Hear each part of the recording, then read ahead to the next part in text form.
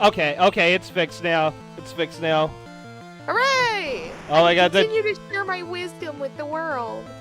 Raven and Azafrog are going nuts and... Yeah! It worked! Can hear my glorious voice once again. Here's some comments in chat. I can't hear Kyo.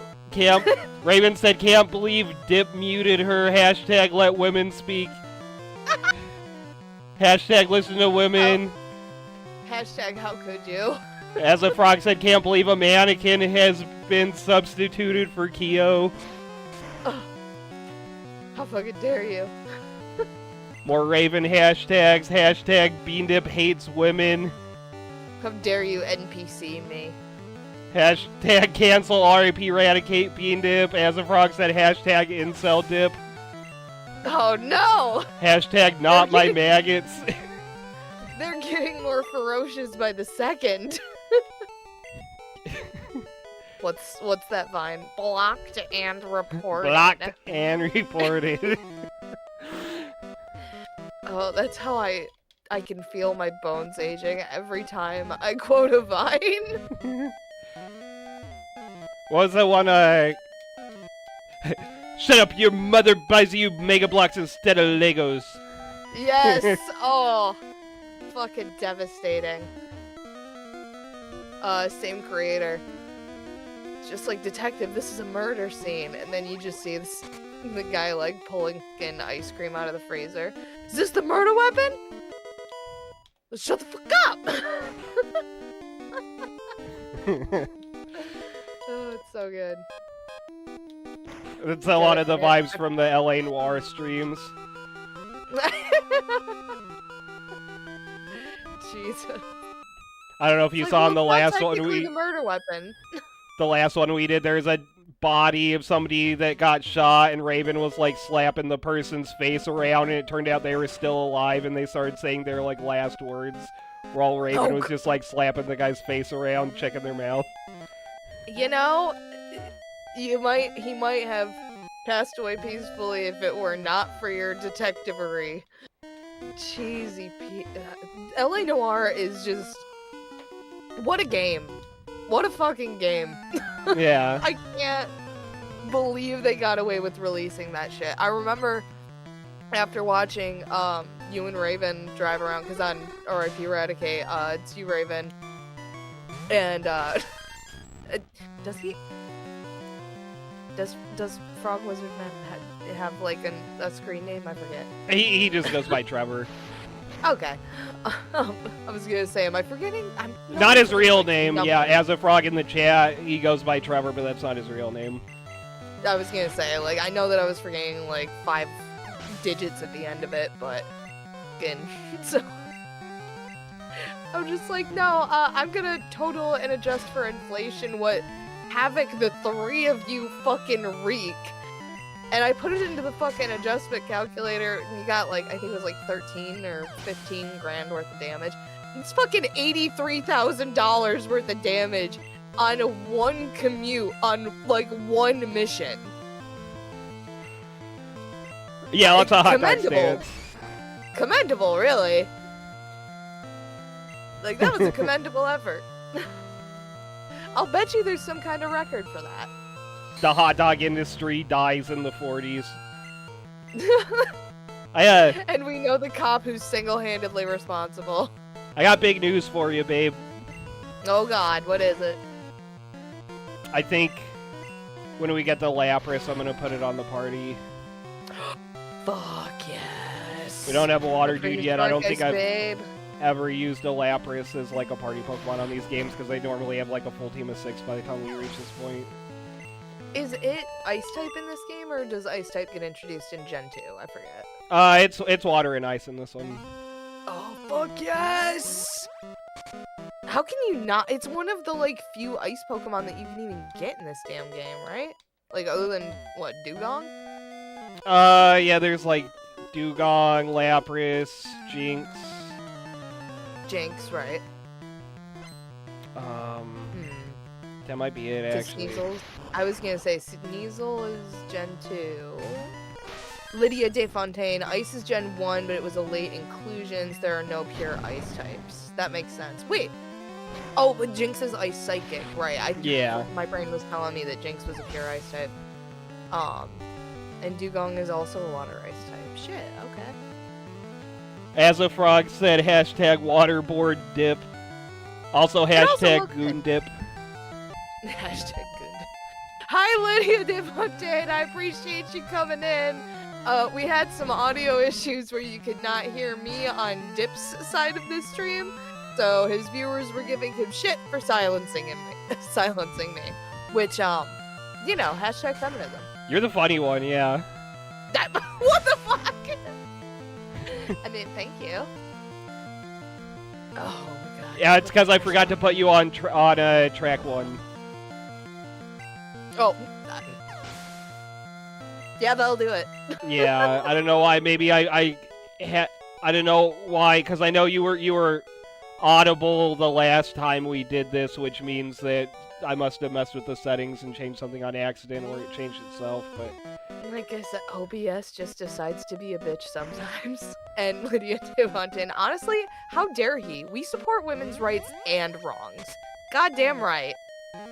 I support women's rights to do women's wrongs. Goddamn right and wrong. Either way is great. Either way, If fantastic. Yeah, Good yeah. for her. I support women's rights and wrongs and middles and neutrals. I support their roles for charisma. Bird. Oh, jeez. That is the birdest bird I've ever seen.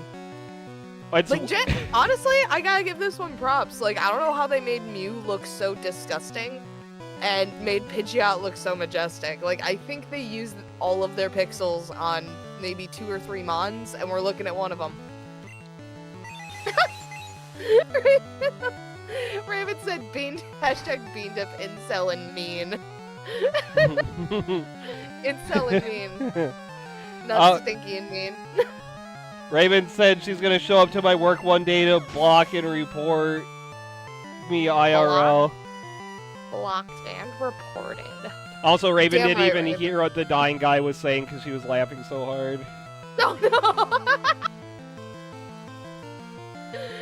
Oh, that's what I appreciate about gaming on the Switch. If I'm laughing too hard or screaming at a jump scare, I can, you know, as long as I stop shitting myself within 30 seconds, I can just press the little record button and it's like, oh, you missed it?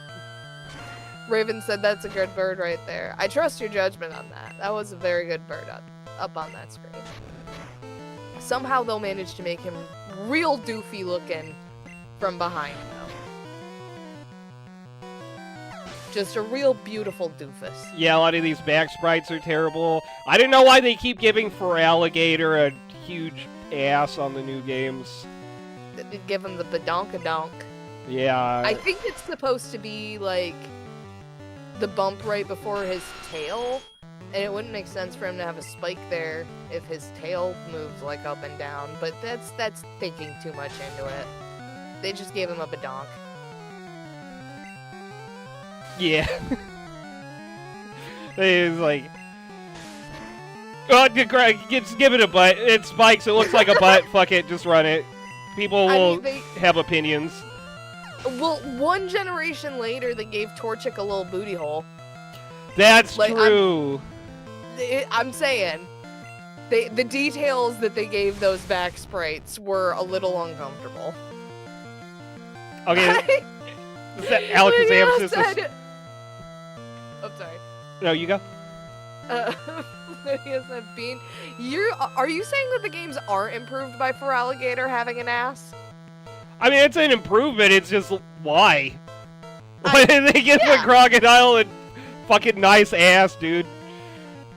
Yeah, I can see why it's like, well, but what was gained here? That's a reasonable statement. Can we talk about how weird this Alakazam looks? That's a straight up alien. Yeah, he's so accurate, yet somehow so uncomfortable. He's so uncomfortable. Like, he's got the little wigglies up front. I think that's... I'm trying to, like... Oh my god. Oh my god! I'm trying to locate the source of my discomfort, and I think it is the mix of pointy and... The feet are too big. I turned the audio down myself, by the way. Them feet are too big. Yeah, once it gets to doo doo doo doo doo, yeah, that's bad. The dumpiddle. Dumpadile. That's it. Pronunciation. Oh. Honestly, like, I like the Alakazam design too. Like, it's really accurate to the later designs, but something just makes me so uncomfortable about it. And I think it might also be like the sunken eyes, right? Oh, yeah, the... it's so bad. I think they're supposed to be like glowing. But who? Not gonna lie, Raven, I'm stealing that for alligator name. Yeah. Not gonna lie, Dumpadile might be the nickname of the first shiny Totodile that I get in Scarlet and Violet. We'll see how many characters they'll let me use. And we'll see if Dump makes it past the fucking censors. Rude as hell. If I want to spam the fucking Pokemon Wonder Trade or whatever the hell it's called in the latest version with a bunch of fucking Pidgeots named Ass, then I should be allowed to, damn it. Yeah. Ass, Shid, Fard. Shid, Fart, and one of them, luckily, thrown into the mix called the Ass Shid Fard. You lucky son of a gun, that's 1 out of 100. That's a rare. Did we... You know what's really fun? Is naming a shiny Pokemon that you don't, like, want anymore, or it's a duplicate, something just really fucking stupid, and then sending it out into the world. Oh no. I did fulfill a little bit of that fantasy because I was hunting shiny Salandits for my shiny Salazzle, and I have stupid luck with that Pokemon. Like, I was racing you for a shiny Beware. You caught the shiny Beware before me, but I texted you, and I was just like, I didn't win, but I think I won. And I caught a shiny Salandit on a first encounter, and you could tell it was a first encounter because it had garbage stats in Sun and Moon, which meant I did not SOS chain for that bitch. Right. Yeah, that was one of the first big interactions we had. Yeah, it was fun. I still remember that. I really enjoyed that. Yeah, me too. And congrats, you won. Yeah, and then I made fun of you. And now. I made fun of you very briefly about I got the Stuffle before you, and then I traded it to you after.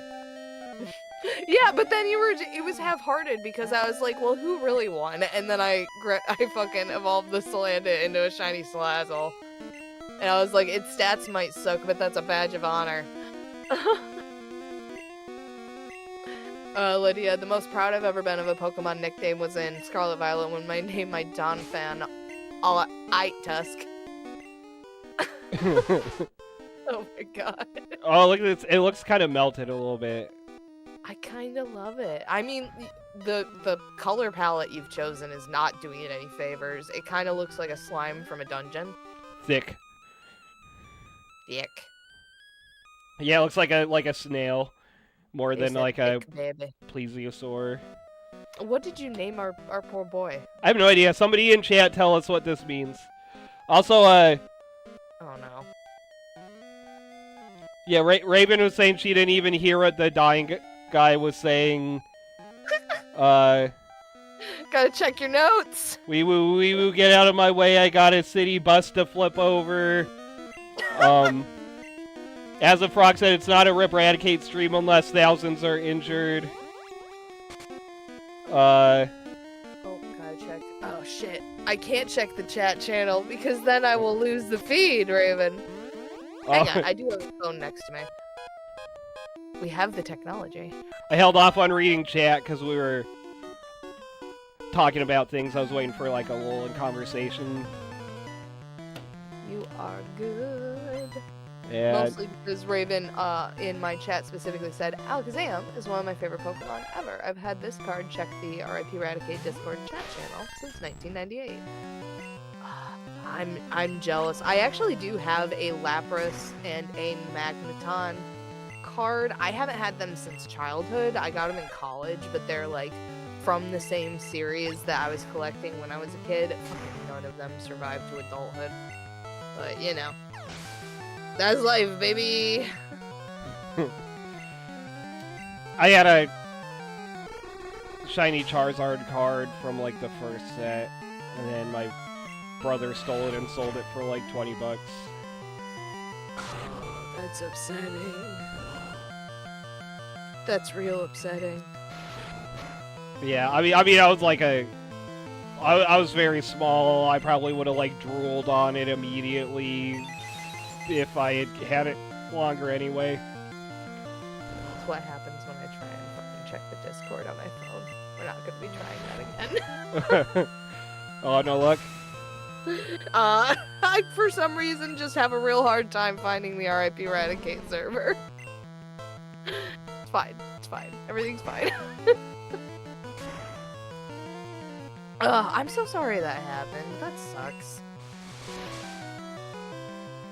Like, especially because I just lost my cards because of my dumbassery. Including the first Pokemon card that I got that got me interested in Flareon. The, like rainbow holographic one that I randomly pulled. That was awesome. Ooh, that's cool. Oh, it was a cool one. It's actually pretty cheap if you don't mind what grade they're at. I'm gonna go But yeah, back that and one- heal before we fight Giovanni, because I think we only got... Yeah, like half Yeah, of we it. only got 3 dudes. Yeah. I remember that one was a double whammy because it got me interested in Pokemon, and it gave me a triple whammy. It got me interested in Pokemon. It got me interested in drawing because I wanted to draw it because I thought it was floofy and cute and nice, and I wanted to draw it. And I forget the third thing. Probably autism. Probably the yippee. But, yeah, Pokemon, drawing, and Flareon. So I guess that's 2 for, because Flareon's a Pokemon. Never mind. Yippee! This bud. Very cool looking in this game. That's one of the ones that looks really good. Very cute. And honestly, the one... Oh, God. Gotcha. Did you? Or did you get all of us? Did you just betray us all? What? Why? I blame you.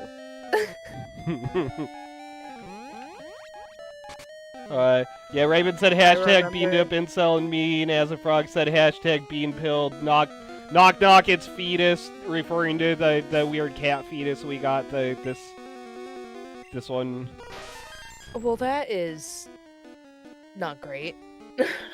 It's something. It definitely looks like something that would come out of a pickle jar. And Why'd you make me think of that? Why'd you do that?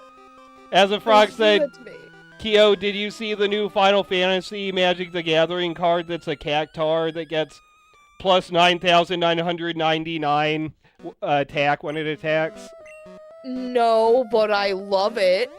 Yeah, it's got the fucking 10,000 needles or whatever from Final Fantasy.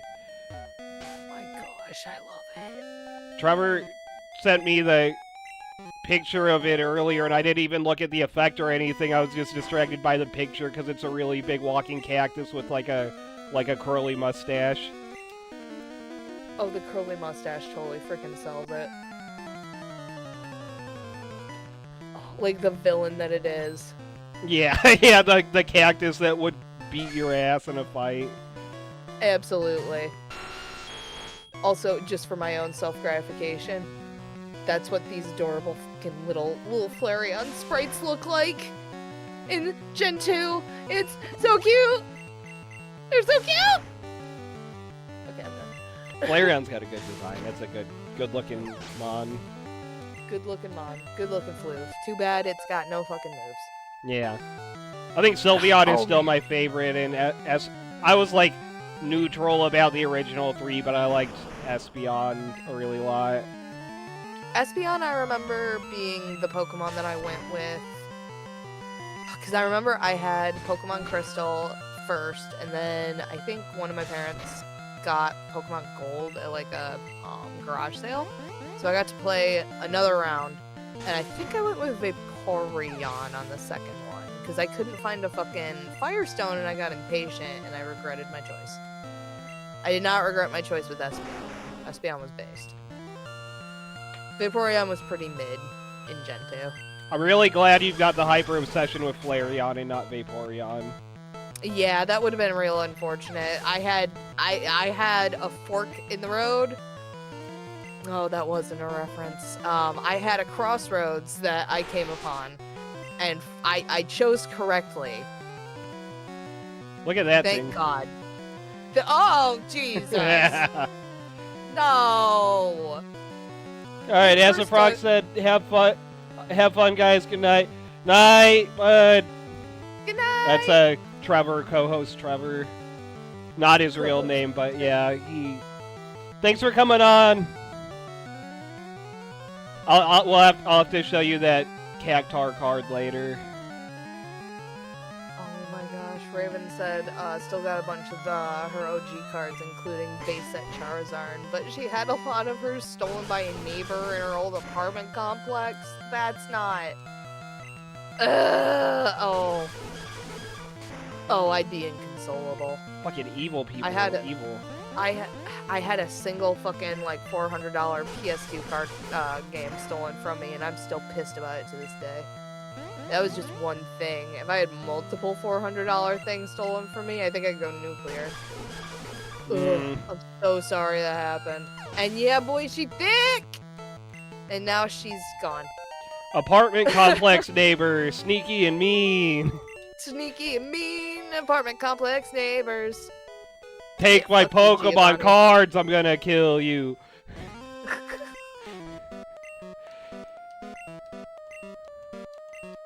I don't understand a word you're saying.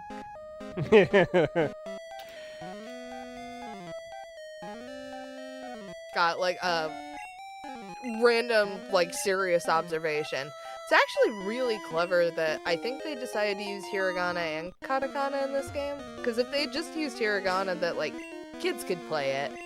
So they could play it a little bit more fast and loose with the content, you know? Because I know what's in a Pokemon game that's fast and loose. I don't know. Look at some of the Pokemon. Look at some of the Pokemon sprites. Look at the concept of the game. I don't know. It's normal now, but like...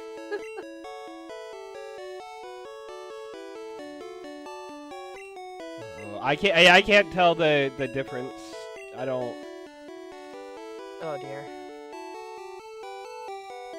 Oh, are these items? These are items, yeah. I'm putting the Master Ball in slot 5. I don't know what those other two items. Well, okay, actually, yeah, one of these is probably the key. That's probably this one, the key for the building we're just in. I don't know what this one is, but. I'm guessing the ones that have the have the quantity next to them are the non-key items, and everything else is a key item. But that's just my best guess because Yeah. I imagine they don't have a quantity next to them because you can't get more than one. Yeah, you can still get more than one with a missing no glitch, but you're not supposed to. Yeah, well, so okay, since we're doing like regular gameplay, we can assume key items probably have no number next to them, and everything else has got a number next to it. That's not super helpful though. Maybe we can figure out the kanji or the katakana that they're using for ball, because that'll be at the end for all of the, you know, Master Ball, Ultra Ball. I'll forget it by the next time we play, but I can give it the old college try. Oh God, fix your face, bro. Yeah, you got the creepy smile, the 2 buff arm, you got the body gills, the gills Like, on the he's got- body.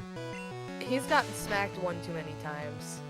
He needs to get benched for like a week to recover some brain cells. Yeah. Got the frills on the head. Bro just got concussed. Yeah, remember that one? It's got the Yeah, I do. curly fucking stems for arms. See, that would be the ultimate plot twist, is Mankey was never supposed to have, like, actual hands. They're just weird, like, curled up little spirals tucked into those fucking gloves. Ugh. Ugh. I don't think we saw this one yet. He's not that bad. Honestly, communicates it pretty well. Very Communicates the concept. furball But it's the looking. idea of weird spiral tendrily little nubs curled up in those fucking boxing gloves. That's what's freaking me out. Lydia, why not pull up the wiki tab with the Master Ball's Japanese name? Can at least compare the marks. Oh, I mean, like, before we use anything, we'll probably have a guide up. Yeah, right now I've got a list of what important items are at what spot. The first 5 spots in the bag are things I'm tracking. The rest of it, I don't know what it is. If I have to look up a specific item later, we're gonna have a tough time. That's why I'm trying to write down where the important ones are. Oh, so, long story short, it got partially burned in a house fire, but do you want a Japanese dictionary? That would be, like, pretty easy. It's like a little tiny fucking, like, 4x5 that's, like, an inch or 2 thick, that you could just pull up and be able to reference, so at least you could, like, Google the, Romanji. Wait, are you asking me? Or is that... Yeah, Okay. I mean, I'd check it out, sure. cool. It does smell a little bit like house fire, but... Okay, I was gonna say, you said that. At first, I thought you were reading something from chat, but then also you said, hey, it's partly burned from a house fire, and it just immediately made me think of your hand. Yeah, it's one of the things that was near my hand when my hand also caught on fire. Okay. But that dictionary survived. It's just a little bit stanky. She a little stanky. Ugh. Okay. But you know, it'll work. Look at that. That's me showing off to you and the God, the way that belt is probably digging into the underside of his biceps just looks painful. Oh yeah, that's no good. Like, that might explain the grimace. Oh, you're throwing my boy to the wolves. Oh man. Don't worry, it's not scared. Actually, it might get punched by this bodybuilder. Oh my god. I mean, but it probably is. God, Machoke goddamn titties. Yeah, they do. Lydia. Yeah, they do. Dick. Thick. Oh, that's my boy. That's my boy Flareon. Yeah, Flareon's doing pretty good. Fuck yeah. They were pretty comparable, especially before they got the special split. Yeah. Yeah. Like, obviously, it was a little bit weaker of an attacker, but it's the fact that special attack and special defense both fucking suck in the new games is what really sucks. But special was so specific. I don't even think most water moves were special. I don't remember. Water is either attached way. to special in the first few gens, yeah. Okay. All the evolution types were special, except for Fairy, because that was after the split. And I think the only special type that they didn't use as an evolution yet is Dragon, if I remember right. But like Fire, Okay. Water, Grass, Electric, Ice, Psychic, Dark are all... And for some goddamn reason, they decided, hey, let's just not give Flareon a special attack stat. What could go wrong?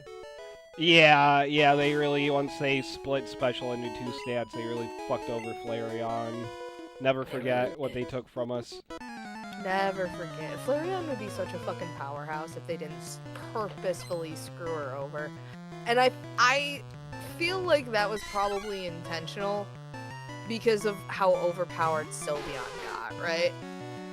Like, Flareon would have been really overpowered right out the gate if they had a special attack stat. Like, they would have had to have made her into an even, like, more fragile glass cannon than, she already is. You know what I mean? Like, if they gave her an overbuffed special stat, and with how overpowered some of the fire special moves are, with stab,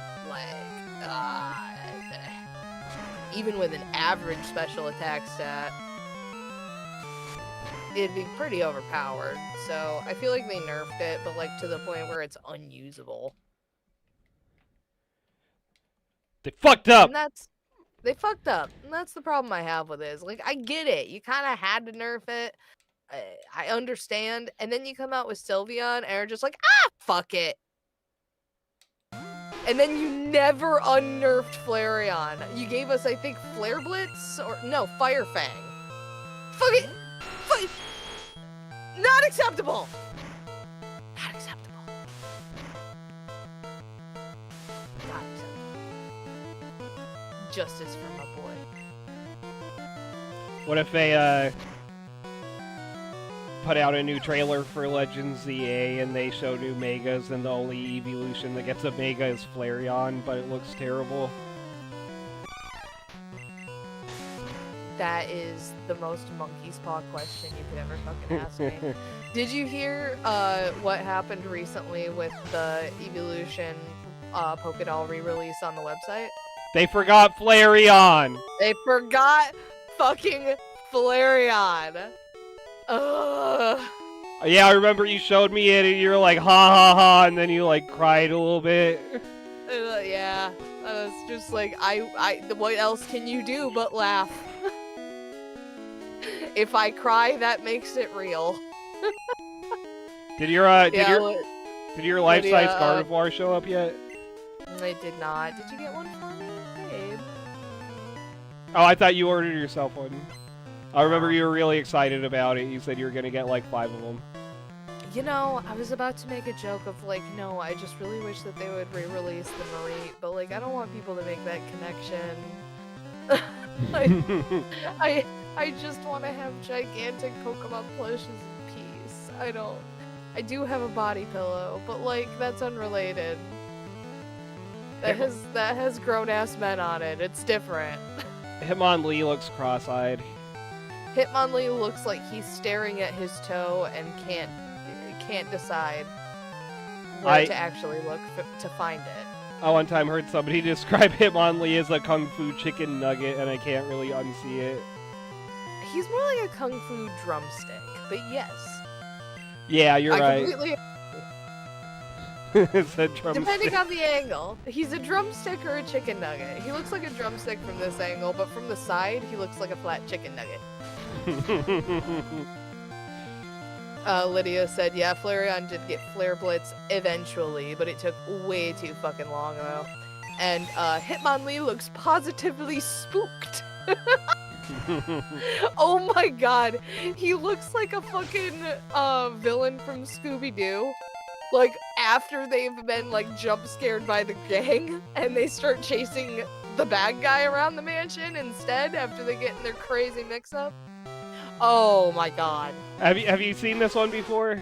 No. Why does he kind of look like Ladybug?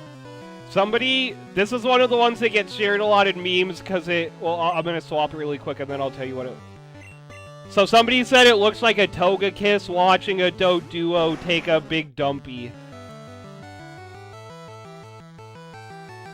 I really hate how I see exactly that. Yeah, now you won't be able to unsee it anytime you see it. Now I can't unsee it, yeah. It really does look a little bit like a ladybug for some reason.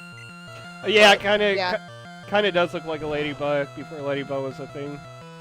Yep, but now all I see is a Doduo taking a big fat shit. Yeah, the Togekiss in the background staring intently at it. Just horrifying. Hitmonchan looks like a crab. Yeah, it kind of does, Lydia. Yeah, that's what it looks like. Yeah, that's what it looks like. Yeah, yeah, that's a better spin on it. Raven said, took me way too long to realize Hitmonlee was Bruce Lee and Hitmonchan was Jackie Chan. To be fair, I also had to be told that, Raven. I did not figure that one out on my own. Like, I'm not a huge martial arts fan. Like, the movies are cool. I'll watch them. But also, like, when somebody was just like, yeah, it's like Bruce Lee and Jackie Chan, I'm like, oh. I was driving at that point in my life. Who's Hitmontop named after? Chuck Norris? Hitmonchuck. Hitmonchuck would be so cool. Oh, God. No, I don't know. I don't think Hitmontop's actually. I think they broke the naming scheme for some stupid reason with that one. I'm 1000% sure it did. But it's just, it spins like a top, but it's supposed to be like the capoeira fighter. Capoeira. It's sloppy toppy. Hitmon slop. What is this? Slop my knob. What is this new gen, not Gen 1 Hitmon slop they're putting out now? No. That is not. Oh, God. None of Hitmontops in any language derive from famous people, according to Bulbapedia. Which, like, we knew. Yeah, yeah. But, like, I have to imagine that Chuck Norris must have felt just a little bit slighted. Like, he was right there. They have a... I don't know if he was explicitly based off Chuck Norris, but they have one of the Belmonts in Castlevania looks like Chuck Norris, kind of. His name's Julius Belmont, and he's the one that killed Dracula for good, and he's the strongest one, and he's like a mix of Chuck Norris and Alexander Anderson from Helsing. Oh, fuck yeah. He's got so much holy magic in his bloodline that he doesn't need somebody to bless his holy water. He just dips his finger in it, and then he can chuck it at a vampire and kill it. I feel like Alexander Anderson was also based off of somebody, but I gotta Google this. Yeah, I'm talking about the Helsing character. Again, Helsing Wiki. Oh my god, the secret martial art of the sloppy toppy! Jesus fuck. Yeah, that's, Get that Hitmon sloppy. I hate this so much. this is vile. Yeah, it's vile. Bless that hole. All the Rip Radicate streams are like the most vile Oh, geez, look at that guy. Look at the thing on its back, the face on that. Oh, Christ. Oh. Well, hey there, boys. Yes, yeah, talking about sloppy toppies without me. It's such a good voice for it, too. It's like oh, you're welcome. Fucking Hanna-Barbera, weird fucking sloppy toppy voice. The Pink Panther wants to give me a sloppy toppy. I didn't watch that show growing up, so I can ruin it. I'm old, but not that old, you know what I'm saying? I definitely don't have a big, sharp sucker on my back that I'm gonna throw on you. No way. Definitely not. That's my backpack, my sexy backpack. Raven, the Slowbro is a seductress. He's trying to fuck.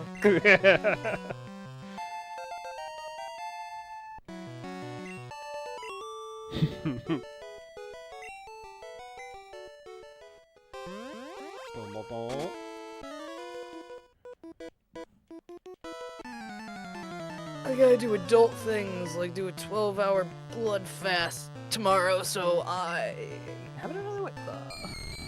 How fast are you talking? So fast. Better get me in and out of that blood draw, like, so fast! It's a Sonic on Ramadan. It's like, gotta fast. God damn it. Gotta fast! Oh man, I'm not used to the normal passage of time. We were talking I could use the chili dog. Sonic, it's been 3 minutes. God damn it. Gotta get my grocery list. Chili hot dogs, chili hot dogs, chili hot dogs, chili hot dogs. Sonic, we can't just live on chili and hot dogs.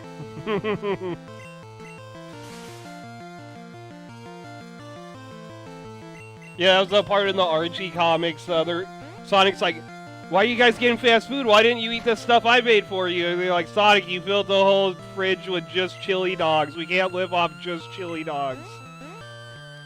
You can't. It's not possible. I ate the that chili cheese instant noodles. It was okay. It was mid. Lydia, the hardest part about being fast and light is you can only live in darkness is my favorite incorrect Sonic quote. Yeah. It's so good. I like that one. I like Have a Nice Fall, You Stupid Bitch from Sonic Rush. Yep. That's totally a Sonic quote. Totally an incorrect Sonic quote. There's a part, I'm not that far yet in the Archie comics, but I saw a part where the fake Sonic is fighting, the evil fake Sonic is fighting the good Sonic, and he's about to hit good Sonic over the head with a rock, and he says, "Sayonara, simp!" You know, I may have sent this meme to the group that we're in, but somebody on Tumblr just shattered my entire fucking worldview. The first line in Sonic Adventure Battle 2, the first word, rather, is Sigma. Fact check me, I fucking dare you. Is it? Yes. Oh, yeah, because the military dude's talking on the radio, right? Yup. Okay, okay. The Sigma. The first fucking word of Sonic Adventure 2 Battle is fucking Sigma. Fact check me, fuckers. I'm right. I can't believe this. I can't believe you've done this. That is my favorite. Ridiculous but true Sonic. There's a lot of ridiculous but true Sonic facts. But the fucking game that, like, shaped a good part of my childhood, the first line being Sigma, and learning that in the year of our Lord 2025, that is insane. That is insane. Wouldn't Eggman breaking into the base take place first? Only in the Dark playthrough. When you first start out the game in Hero playthrough, you are playing as Sonic, and City Escape is the first level. If you're playing through Dark, yes, Eggman breaking into the base is the first level. But most people start with Hero. Yeah. So you could absolutely, like, play Dark Story first, I think? Or are you forced into playing Hero Story first? Honestly, it's been so long, I don't fucking remember. I believe they let you pick on that one. Some of the games, like Adventure 1, you have to start as Sonic, but I think Adventure 2, you can start as either. I think you're right. So yeah, technically you could absolutely start with Eggman breaking into the base, but most people are like, I want to play as Sonic! So they play as Sonic first. I've always found it weird, the people that, there's like a lot of people that will insist that they never beat Sonic Adventure 2 because they don't like playing as the bad guys. Lies. Bat titties. Yeah. I end my argument. Also, there's no fucking way you didn't want to shoot Tails in his stupid face as Eggman by the end of the fucking Hero playthrough. There's no way. There's no fucking way that the game presented you with, hey, do you want to beat up Tails? And you were like, yes, I absolutely want to beat up Tails.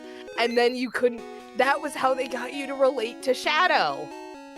That was the real twist, is don't you hate this fucking two-tailed kid? Now you know what it's like to be Shadow. Tails slander in 2025? Yes, Lydia. Honestly, I don't have that much of a problem with him. Tails is kind of just an idiot in Sonic Adventure 2 Battle. And it's like a running joke that Shadow just has permanent beef with this fucking 8-year-old. I saw a picture on Facebook that somebody was like, somebody drew a comic that was like Tails, but he's dressed up as Maria, and he's like, "What now, Shadow? You gonna hit me now?" And Shadow's like super confused, looking like, "What the fuck's going on? What's happening?" Oh no. Imagine that it's like alternate universe Shadow that doesn't have beef. Now he does! He was the last one in the universe, bud. He's the last one in the multiverse that didn't have beef with you. You fucked up. Kadabra. Kadabra. I think I'm sure we talked about Uri Geller on here already during one of the previous ones. Yeah, the magician who finally let up on his bullshit that he didn't want them producing Kadabra anything. Yeah, he was offended that Kadabra was based off him, so they stopped putting that Kadabra in cards, and then now he's been like, okay, put Kadabra in cards, I'm fine with it. And now he runs a micronation on an island where he wants psychics to move to his nation. And one of the things he advertises is that somewhere on the island he buried an orb that was owned by Albert Einstein. You know, there's plenty of orbs that people can own, and not all of them have mystical properties.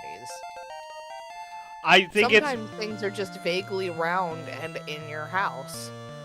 Yeah. Yeah, so he's a cult leader. Exactly, Lydia. That is exactly it. I don't think he specified what kind of orb it was. It was probably like a globe or something, and it's weird that he's advertising Albert Einstein at a thing for psychics. I mean, it's better than whatever the fuck... What's his name from Ghostbusters? David Aykroyd? Oh, yeah! He had the show about the Men in Black, and then the Men in Black shut his show down. Yeah, and he also was advertising, like, the crystal skull that his vodka was bottled in was, like, shaped after the mystical crystal skulls and, like, all this stuff. Yeah, there's... Some people get a little taste of fame, and they go right off the deep end. Actually, there's a term for it. I know I've talked about it on my streams before. I don't think I've talked about it on one of our collabs. There is... I think it's literally just called, like, Nobel Prize Syndrome. And basically, when somebody is such at the top of their game that they're an expert in their field, they've gotten like literally recognized to the point of getting a Nobel Prize for being such a leader in their field, they tend to be really susceptible to other bullshit. And it's because they're too reliant on their sense of authority. So they think that they are literally impervious to being fooled, you know? Which is why, if you look at, like, cults and shit, one of the main, like, types of people that they try to convince into their ranks are, like, doctors and professors and people who have, like, high accolades. Number one, because it makes the cult look better, and number two, they're apparently, according to, like, experts I've heard on YouTube, but you know what I mean, where they'll, like, go and actually, like, interview real professors and experts that you can actually like look up the credentials for, and they'll interview them and go like, yeah, there's a lot of people that think that, well, I'm so smart in XYZ, how could I get tricked into something different? And people who are trained to look for people who will be susceptible to a cult know that. But yeah, you're never too smart to fall for someone else's bullshit. But yeah, there's apparently just some kind of thing with people getting into power, getting some infamy or recognition for their abilities, and just falling right off the deep end with something else. And I find that fascinating. Yeah. It's so, like... Lydia said, if you think you're not vulnerable, that makes you vulnerable. Exactly. Exactly. Yeah, it's like, there's no way I could be... there's no way I would spend money on just a normal orb and get convinced it's somebody else's orb. I'm Uri frickin' Geller. There's no way it's just an orb. It's gotta be Einstein's orb. It's gotta be. I can feel Einstein's vibes in this orb. But you know what I mean? You get a little bit too good at close-up and far-away magic, and you are convinced that you're really magic, I guess. Yeah. It's all And, a like, ego I'm thing. agnostic. There's no I way don't I know. could fall for a cult. I'm me. I got the Nobel Prize. I mean, that's pretty much how they get you. But, and that's the thing, is it's physically impossible to live without some form of ideology, and if you choose to live without one and just sort of meander through life, congratulations, that's also a different form of ideology. You just don't know the name of it because you've chosen not to ascribe to anything. Like, unfortunately, everything in this world can be categorized because we're people. Trying to live outside of that is just a different form of category. And there's always going to be people that try and prey on other folks because of that just inherent. So, like, just figure yourself out. Don't let somebody else tell you who you are or what to feel, you know? That's how cults get you. Even if you are a doctor. Raven. Nah, see, I'm a dumbass and I know it. Just try to trick me. You probably can, unless I'm too dumb for it. Checkmate, me. See, the cult leader is gonna, they're like the person who's like trying to like prey on you for the cult is gonna be like, no, this is too easy. They're on to me. They know something. What do they know that I don't know? What the fuck are they trying to trick me into? And then they're gonna run away because they're gonna be scared of you. You'll have out checkmated them. They're trying to make lies to make the cult sound great, but they can't dumb it down enough for you to understand. It's like you get all the food you want for free, and it'll make you healthier. What does free? What's free? What's health? What? So how does your economic system work? And just make them over-explain it for 30 fucking minutes. So what do you mean if I labor, I just get things for free? That sounds too good to be true. And then they're just like, you know what? I'm getting back on the bus. You can come with me if you want.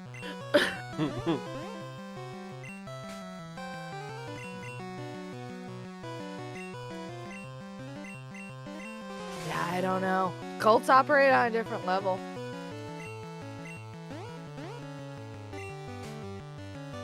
That's why they're scary.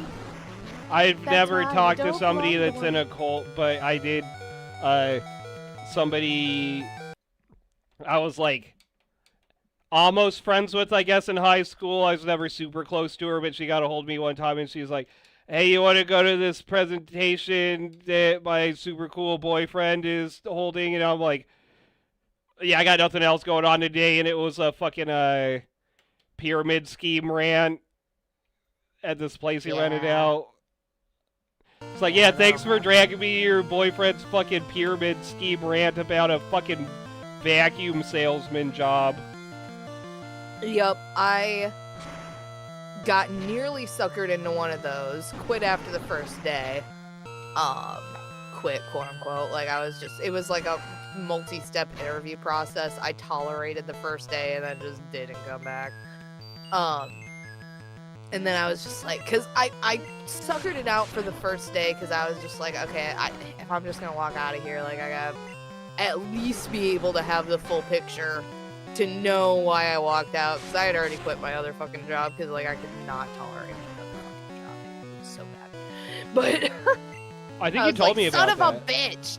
Yeah, well, because I've been on fire, right? And it was for a fire suppression company. And then I get there, and, like, it sounded legit. I checked out their website, like, I checked out their presence. They seemed like they had a cheesy, like, marketing shtick. But otherwise, everything seemed to go. And then I get there and I see fucking class rings for sales, and I'm like, oh god damn it. Yeah, but then that was a pyramid scheme that I fortunately saw a mile fucking coming.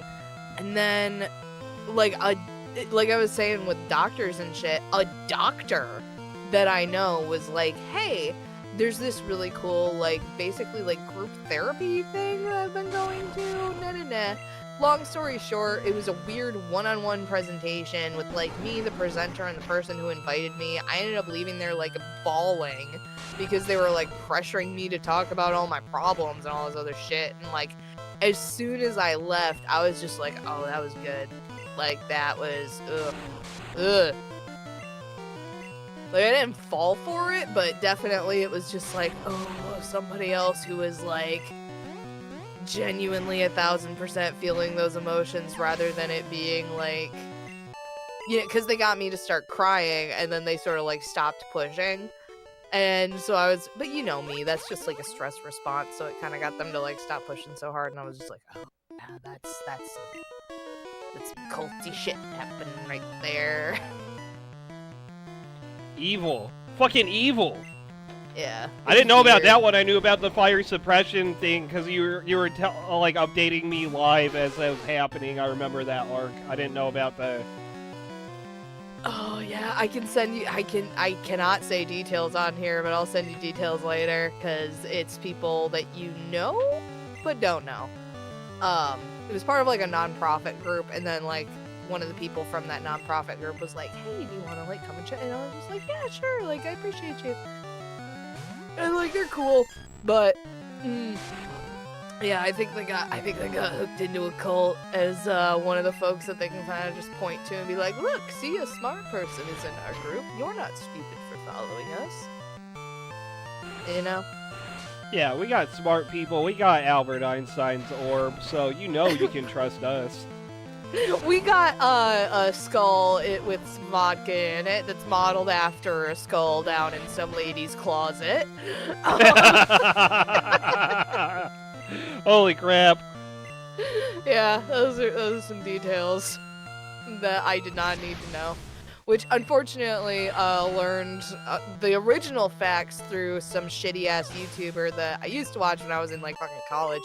But if you keep digging about the Dan Aykroyd crystal skull shit, there are, like, hour-long fucking documentaries detailing all of the fucking lunacy that this man went to have a subpar $50 vodka in a cheesy-ass Hot Topic bottle. It is the funniest thing ever. I'm like, I have seen more intricate glass carvings on fucking tobacco pipes at legal tobacco dispensaries. Like, dude, I've seen more detailed carvings on something with Rick and Morty plastered on the fucking side. Like, this is subpar work. Not like I've ever made a hollow crystal skull to put vodka in, so, like, I guess it's easy to criticize when you don't do things. But I come on. Dan Aykroyd made a hollow skull with vodka in it. I'm allowed to poke a little fun. Don't you have like a closet full of real human skulls? They're models. They're models. Pocket full of shells? They're models. They're models. They were roommates. They were my roommates. I do have like 6 real deer antlers and 1 real antelope skull. The person who gave it to me claimed that it was real. I'm like 90% sure that it's a really nice plaster model, but it could be real. I don't know. Oh, there she is. Yeah, like half our team's gone, but we'll see how it goes, and if we lose this fight, we can come back with all our dudes fully healed because all the gym trainers are beaten now. Oh god. When is Pokemon Center gonna sell the life-size Sabrina plushies? Nah, that's too far. They know what that you would do with it, you fucking pervert. When are they gonna start selling life-size Alpha Lopunny plushes that are like 15 feet tall? They know exactly what you do with it. There's sellers on Etsy with body pillows for that. There was there was a Gravity Falls charity live stream where they gave some hilarious fan service. It's the creators of Gravity Falls, like they knew their audience. And somebody like dubbed over it with the Bob's Burgers exchange where Bob and Teddy were talking, and Bob's just like, "Here's your total, $4.24, pervert." And Teddy's like, "Per? How are you calling a pervert?" And that's exactly how I feel like the Pokemon Center was giving us the life-size Gardevoir. Just here you go, fucking $137, pervert. Lydia, Psychic famously isn't very good this gen. I thought it was the opposite, because that bitch don't have any weaknesses. Like, I thought Psychic crushes in this gen. I think, if I remember right, Psychic type itself doesn't have that good matchups. It's just that a lot of the Psychic type Pokemon have really beefy stats. Okay. If I remember right, because like Mew, Mewtwo, Alakazam are all like super fucking busted. Meaty boys. I'm sorry. Please don't take that out of context. I'm literally begging you. Yeah, okay, that makes sense. I mean, because how many legendaries even are there in Gen 1? It's just Mew and Mewtwo, right? and the birds. Oh, yep, and Zapdos, Moltres, and Articuno. So, like, yeah, basically Ice type, Electric, and Fire type, and Psychic type are basically established in the first gen as being the strongest types. Yeah, I think Ghost is technically strong to Psychic, but I think there's not any Ghost moves except Nightshade that's like a set amount of damage. I mean, I could be wrong. I'm blanking right now because I haven't thought too far into these, but I remember hearing something along the lines of that like there weren't Ghost I thought there moves. was like a bug, like pun not intended, but like an actual bug where bug type is not actually critical. Like it'll say that it's a critical hit, but the damage isn't calculated that way. Like they might have fixed it for later, but I specifically remember Psychic being OP because for whatever reason just the damage isn't calculated correctly against them, which means that their super effective weaknesses aren't actually super effective weaknesses. You're playing the game. I can Google this. Hang on. Okay. Oh god, I have 1% on my phone. Let's do this. Oh no. Type glitch Gen 1. Oh, I didn't spell any of that right. Psychic types were immune to Ghost and Bug type. It was a coding error in the game. Psychic Pokemon were never meant to be immune to Ghost type attacks. They were always meant to be super effective. So apparently, okay, it's not Bug type. Bug type is still super effective against Psychic types, but apparently Pin Missile was like the only like decent bug move in this fucking game, and that still only had a base power of 40, but that was also what Jolteon made Jolteon a little bit OP, is because you had a decent attacker with 40 base power bug type attack in a game with very shitty bug types. So like bug isn't really an option, but apparently Psychic is immune to Ghost types in Gen 1 because of a coding error, but it's supposed to be weak to them. Okay. So yeah, they ended up being a little more overpowered than intended. Lydia, I meant that sarcastically. Fair enough. Sarcasm does not come over that great through text. Funnily enough, though, in competitive play, normal is actually the super powerful one in Gen 1. That makes sense. Because nothing is super powerful against them, and there's some beefy fucking characters. I'm looking at you, Miltank. Wait, Miltank's Gen 2. Gen 2, yeah. Oh, can you imagine Miltank in Gen 1? Oh, yeah, that would fucking obliterate. That would have broken the game. You just beat Sabrina. Yeah. Fuck yeah. Look at that. Look at you. That was about to sound like so fucking patronizing. Look at you. Look at But you. no, that was Look at you. Look at you. Ah, yes, I remember Miltank's Gen 1 sprite. Wasn't there... Maybe it was part of the leak that I'm thinking of, that Miltank had like a pre or post evolution. It wasn't always supposed to be just a single evolution, if I'm remembering right. That might have been from like one of the early Gold and Silver builds, because I played that ROM hack based off the Space World demo, but they had, I think, another demo later in development that was different. Or not a demo, but like another leaked early build with some different Pokemon, so they might have had like a pre or post, like a pre-evolution or an evolution of Miltank in that, I'm not sure. Okay. I would look it up, but again. That Space World one had like a lot of really cool Pokemon that I wish were like in the actual like finalized games, like the Pangshi, the little like Chinese jumping vampire panda thing. Oh, yeah. I remember you were confused on how to level that one up when you were playing it. Yeah, And then it just ended up in an auto level at like 36, right? yeah, it was like 30 something that evolved. Yeah, that was like my favorite one in that demo, or in that ROM hack. That was all the early build of Gold and Silver. Plus, Entei, Raikou, and Suicune were like sparkle doggies. Yes. They just look like dogs with like funny like colors and stuff. Baby's first sparkle dog. And you got to put him in a game. How nice.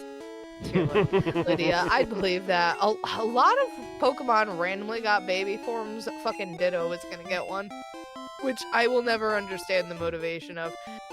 Like, that's always where Digimon has been superior to Pokemon. When Pokemon went baby, Digimon went put more guns on its arms.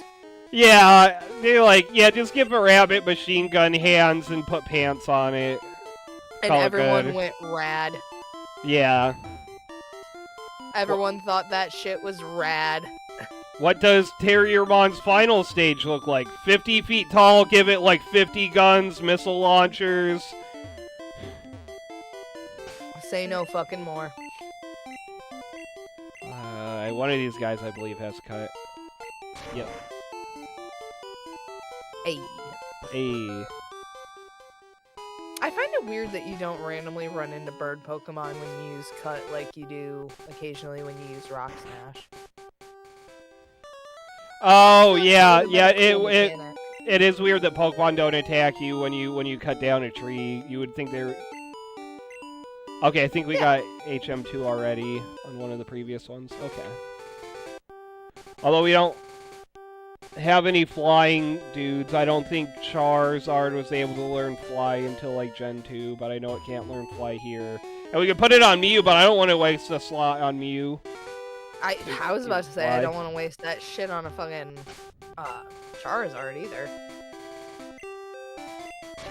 Flareon, can you not flap your tail? You have Mew. I know, Lydia, but like, yeah, we don't want to waste that fucking slot on a Mew. Come on. Fly sucks, and it's 2 turns even in Gen 1, right? And it's already got Dig. I would rather have Dig on it than Fly. Like, getting it, like, I don't think we're gonna have to backtrack that much on this playthrough. Yeah. I can just, like, slap Fly on a Pidgey or something and pull it out when we need it, and maybe make a note of what Japanese text says Pidgey, because I can't read anything on this. How about just name it like 4 or 5 boxes? Which I forget what the character's actual name is, like Roku or something. I don't know. Roku's the name of a fucking streaming service in North America. I'm sure I just made that shit up. Anyway, just pick one random character and repeat it like 15 times. Wide. Wide boy. That's an okay one. That's not bad. That's not bad, honestly. Snorlax has never really had a bad thumbnail design. It But is. that's also because it was unfortunately based on a real life person. I think it is unnervingly symmetrical. They did definitely just flip it down the middle. They designed that bitch with 50% effort. 100% heart, 50% effort. 'Cause that is absolutely 500% a mirror image. concentrated Adderall pill. There's another name for that. Oh my god, my dog keeps farting. It is not fun to be me in my stream room right now. Frank, he's a good boy. He's a good boy. He's got a stanky butt. Holy crap. He was so whiny at Shark over the weekend. Oh my god. Hang on, let me see if I can play this audio. I'm on 1%. Worth it. It's worth it for art. So there's...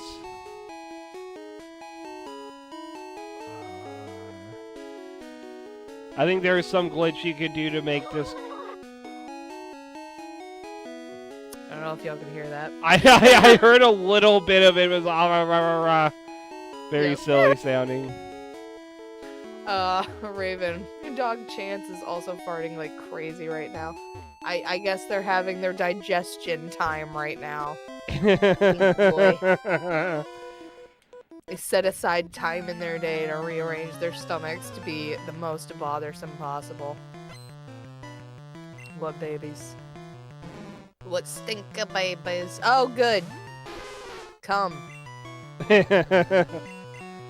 So I'm Oh, still sorry. switch. Sorry. That's your dad's name.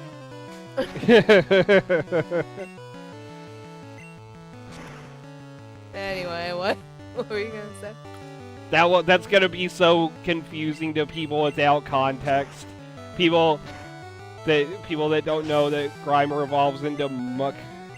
Who the fuck doesn't know that Grimer evolves into Mug? It's like the one Pokemon that every random fucking dude is like, come.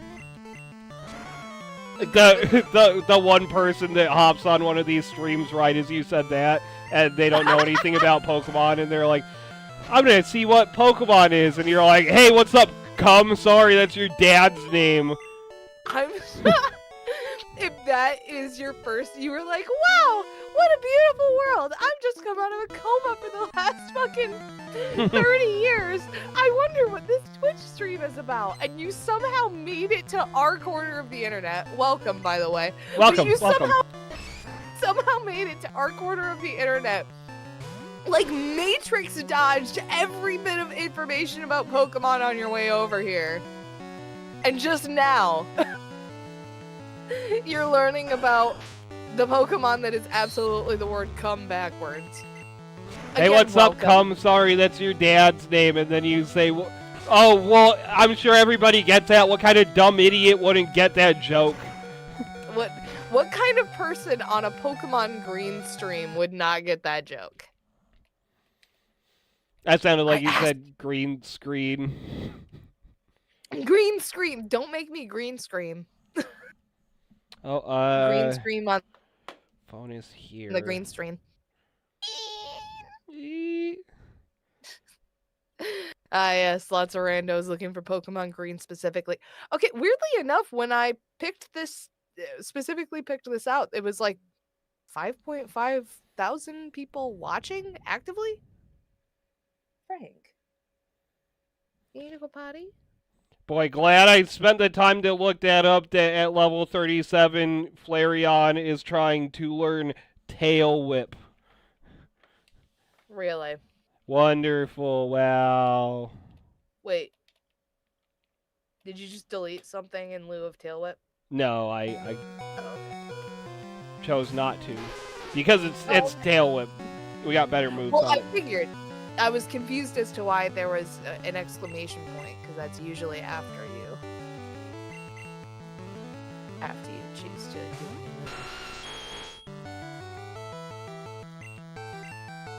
So we haven't said we haven't pushed the channels yet, but everybody, welcome to RIP Radicate on YouTube and Twitch, and also Kiodia's amazing Twitch stream. Also follow Kiodia on YouTube, Twitch, Instagram, Instacart, All the things. X. Twitter. No. No, actually, do not. I don't have one of those.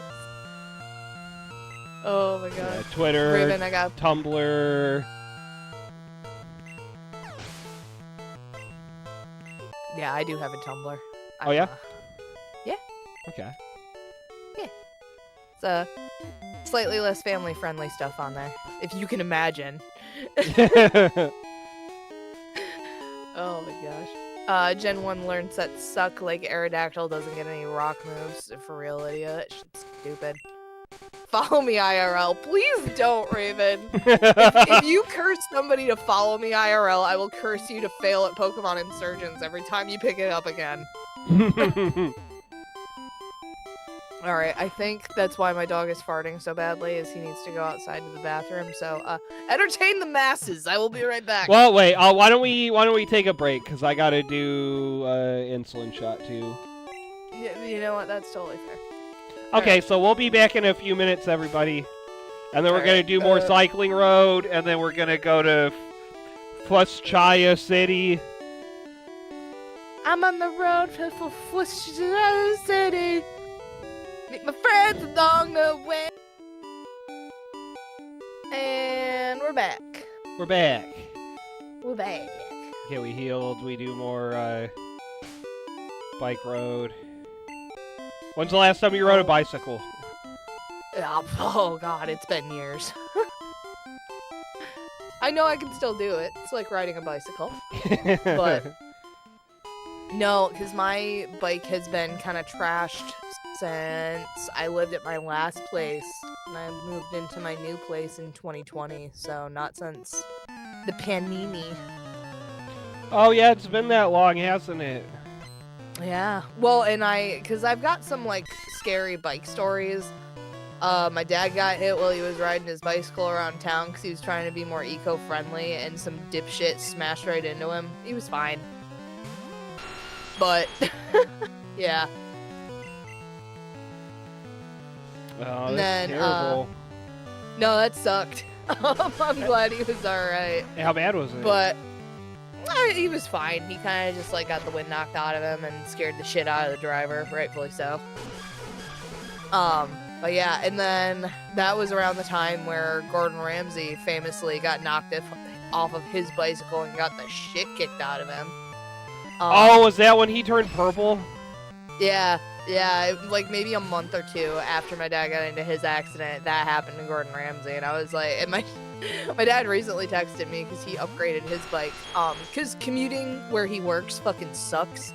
So he's like, I'll just, like, keep my car parked 90% of the time and just bike to school, which works in the area that he's at now. Where I live and where he previously lived, people drive like fucking idiots. So that was why that happened. People drive like idiots in his area now, but they fortunately keep more to the roads, and bicyclists aren't forced to bike in the roads. But yeah, like, biking's dangerous, and I got a text from him recently that was like, hey, you need to come pick up my old bike because I upgraded, and in my head I'm like, why do you think I fucking use it? Because I work like 13 miles away from where I live, and that's 13 miles highway. I ain't fucking biking that. You don't want to bike 13 miles highway? I don't, actually. To and from work multiple times a week. God, I barely want to drive it. Dude, today on my on-ramp, a semi-truck did not throw his hazards on, just fucking braked. Right on the on-ramp. Just decided to park his ass there for a happy couple of, like, 3 minutes. Oh man, I'm sorry to hear that. It's all good. We'll drive like fucking idiots in the Midwest, man. I don't... Granted, I've never had the pleasure of driving in LA. That if hell is real, I think it's getting stuck in fucking 5 o'clock traffic in LA. I've seen the drone shots, man. Looks grim. I've driven in Chicago. I've been in the vehicle with my parents driving through New York, and we went somewhere in Arizona that was super busy and had weirdly constructed roads. Oh, fuck that. Oh. Yeah, I'm not built for big city life, man. At that point, my happy ass is just gonna walk. Yeah. Or roller skate, or skateboard, Segway. Roller gate like rollerblades, but they've got it's 2 alligators on your feet. They're trying to fight each other, and that's how you get around. The original definition of Crocs: 2 fucking alligators strapped to your feet. They're trying to fight each other, and that's how you keep them moving forward. Yeah. Why is that so funny? Your feet are just 2 crocodiles fighting each other, and you're like, hey, it's the green way to travel. Try and park your gators outside McDonald's.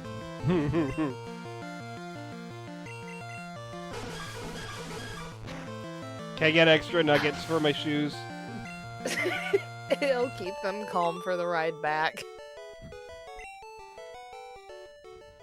Actually, can I get a 3rd order so I can put it on the string and hold it in front of them on the ride back?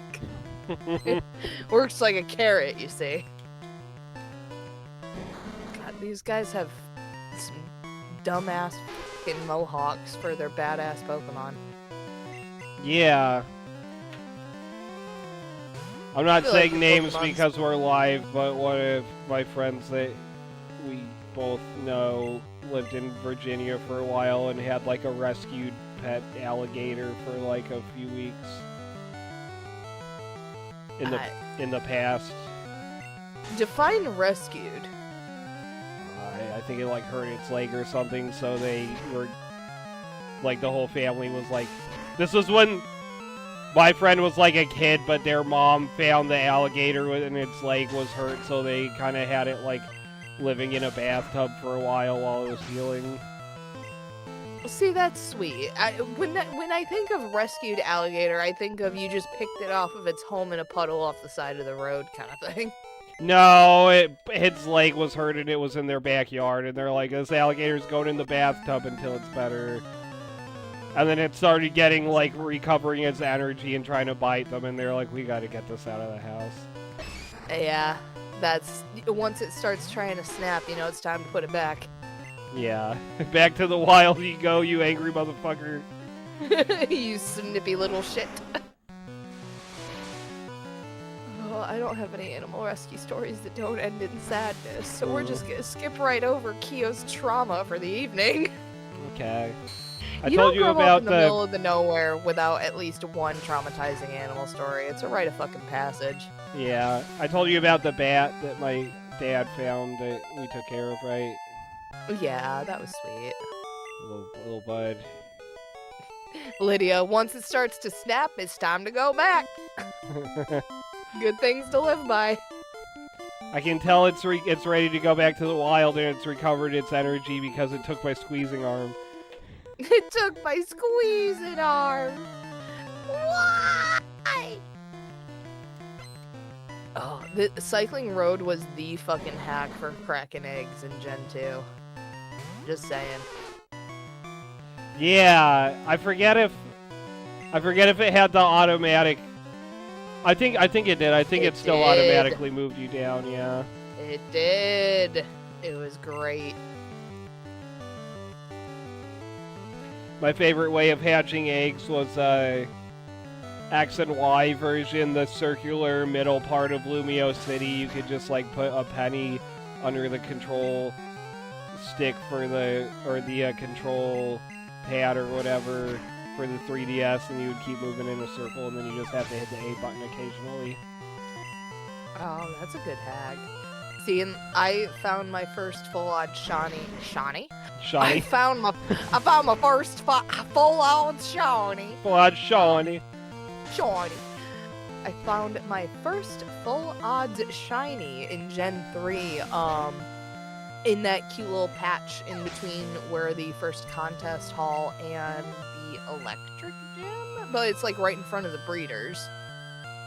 And I forget, I wasn't even trying to get shinies because I didn't know what they were. And so That's I was the just Buggo, like, right?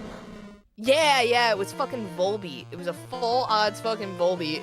And I knew it was gonna break my game because I didn't know what shinies were, so I caught it and stuck it in my box, like somehow that would prevent it from breaking my game, and I never looked at it again. And then later on that fucking save file got deleted, but you know, although it was the first inaugural shiny, Volbeat and Illumise, rightfully so, have still had nothing done to them to make them better Pokemon. So like, no harm, no foul. I got boxes of shinies now. Yeah. You could even Oh, shiny no. hunt them on the Kitakami DLC if you wanted on Scarlet Violet. Why would I do that? I don't know. There- Nostalgia. To be fair, honestly, Volbeat is a pretty solid shiny. It changes its color scheme to basically match Illumise, but if I'm remembering right, Illumise has kind of a shitty shiny. It doesn't do the same, like, palette swap that Volbeat does. So, you know, cool color scheme. It's got my heart. It's my first shiny. And I think my second full odd shiny was a Tentacool. Okay. I got one on Crystal version forever ago too. Yeah, I didn't get any on my original Gen 2 playthroughs. I didn't get one until I was like 500 hours into my Sapphire playthrough. And then I don't think I caught any other full odd shinies. I actually started like hunting for them in Sun and Moon. Cause that was when they started, not SOS. Yeah, when they started SOS chaining with Sun and Moon, I think. Yeah, that was something. Yeah, that was when I first like actually started, and I got the itch to start shiny hunting. X and Y were good for shiny hunting too because they had the horde battles. If you use Sweet Scent, it automatically puts you into a horde battle with 5 dudes. So it was like 5 shiny rolls at once. I remember I felt overpowered because I was like, I had a shiny Linoon on Sapphire and I don't have that copy of Sapphire anymore. And as soon as I got the shiny Charbon Y version, I was like, I'm gonna get a shiny Zigzagoon and I'm gonna replace that shiny Linoon that I lost, and I found it from horde battles within like 10 minutes. Oh damn, that is pretty overpowered. Yeah, I feel like I didn't play enough X and Y. I beat Black and White and was like, wow, that was an incredible story, and did not bother with any of the post game. Played Black and White 2, and like most people was kind of disappointed. Black and White 2 were good. They were good, but I was like, it started the trend of them just remaking the exact same game with a little bit more content. Well, no, I was like, I don't know. I think you're getting I don't know. Black and White 2 were really different. I think after that was when it started being a problem. yeah, okay, I'll give you that. I'll give you that. Of all of the Pokemon mainline games that suffer from like the same Z's fucking third release in a particular generation, Black and White 2 absolutely, they added a good amount of content. Yeah, that's the one that was like a full sequel with like it's the same region but everything's different. There's like a ton of spots that are added. You go to places different order. So which one am I thinking of that was the first super, was it Alpha, nope, Alpha Sapphire and Omega Ruby were just remakes that were mid. It might be Heart Gold and Soul Silver were amazing. Either Platinum or maybe you're thinking of Ultra Sun, Ultra Moon. Yep. Ultra Sun, Ultra Moon are where people started really fucking hating it. I hated those games. Yeah, thank you for reminding me, because now that you were saying that, I'm just like, no, yeah, I guess Black and White 2, like, were different enough that it was a little bit frustrating playing, because I would have felt like it would have been better off as like a $40 DLC versus another like mainline game, but it was totally acceptable as another mainline game based off of how much they changed with the story. And then Alpha's fucking Ultra Sun, Ultra Moon, it was just like, okay, there was no fucking excuse to not make this a DLC. Like, you even had the setup right there to make it a DLC, because you literally have like the alternate realities and alternate universes plot line like set up. It's right there, and they didn't do it like that. They decided to squeeze a bunch more money out of us. It was ridiculous. Ultra Sun, Ultra Moon pissed me off because when they first announced it, they kind of... I feel like they were advertising it like it was going to be full sequels like Black and White 2, and then it's just like, okay, it's Sun and Moon, but slightly different. It's mostly not that different till the end. But those games are so fucking text-heavy. It's like, yeah, do the same million text boxes a second time.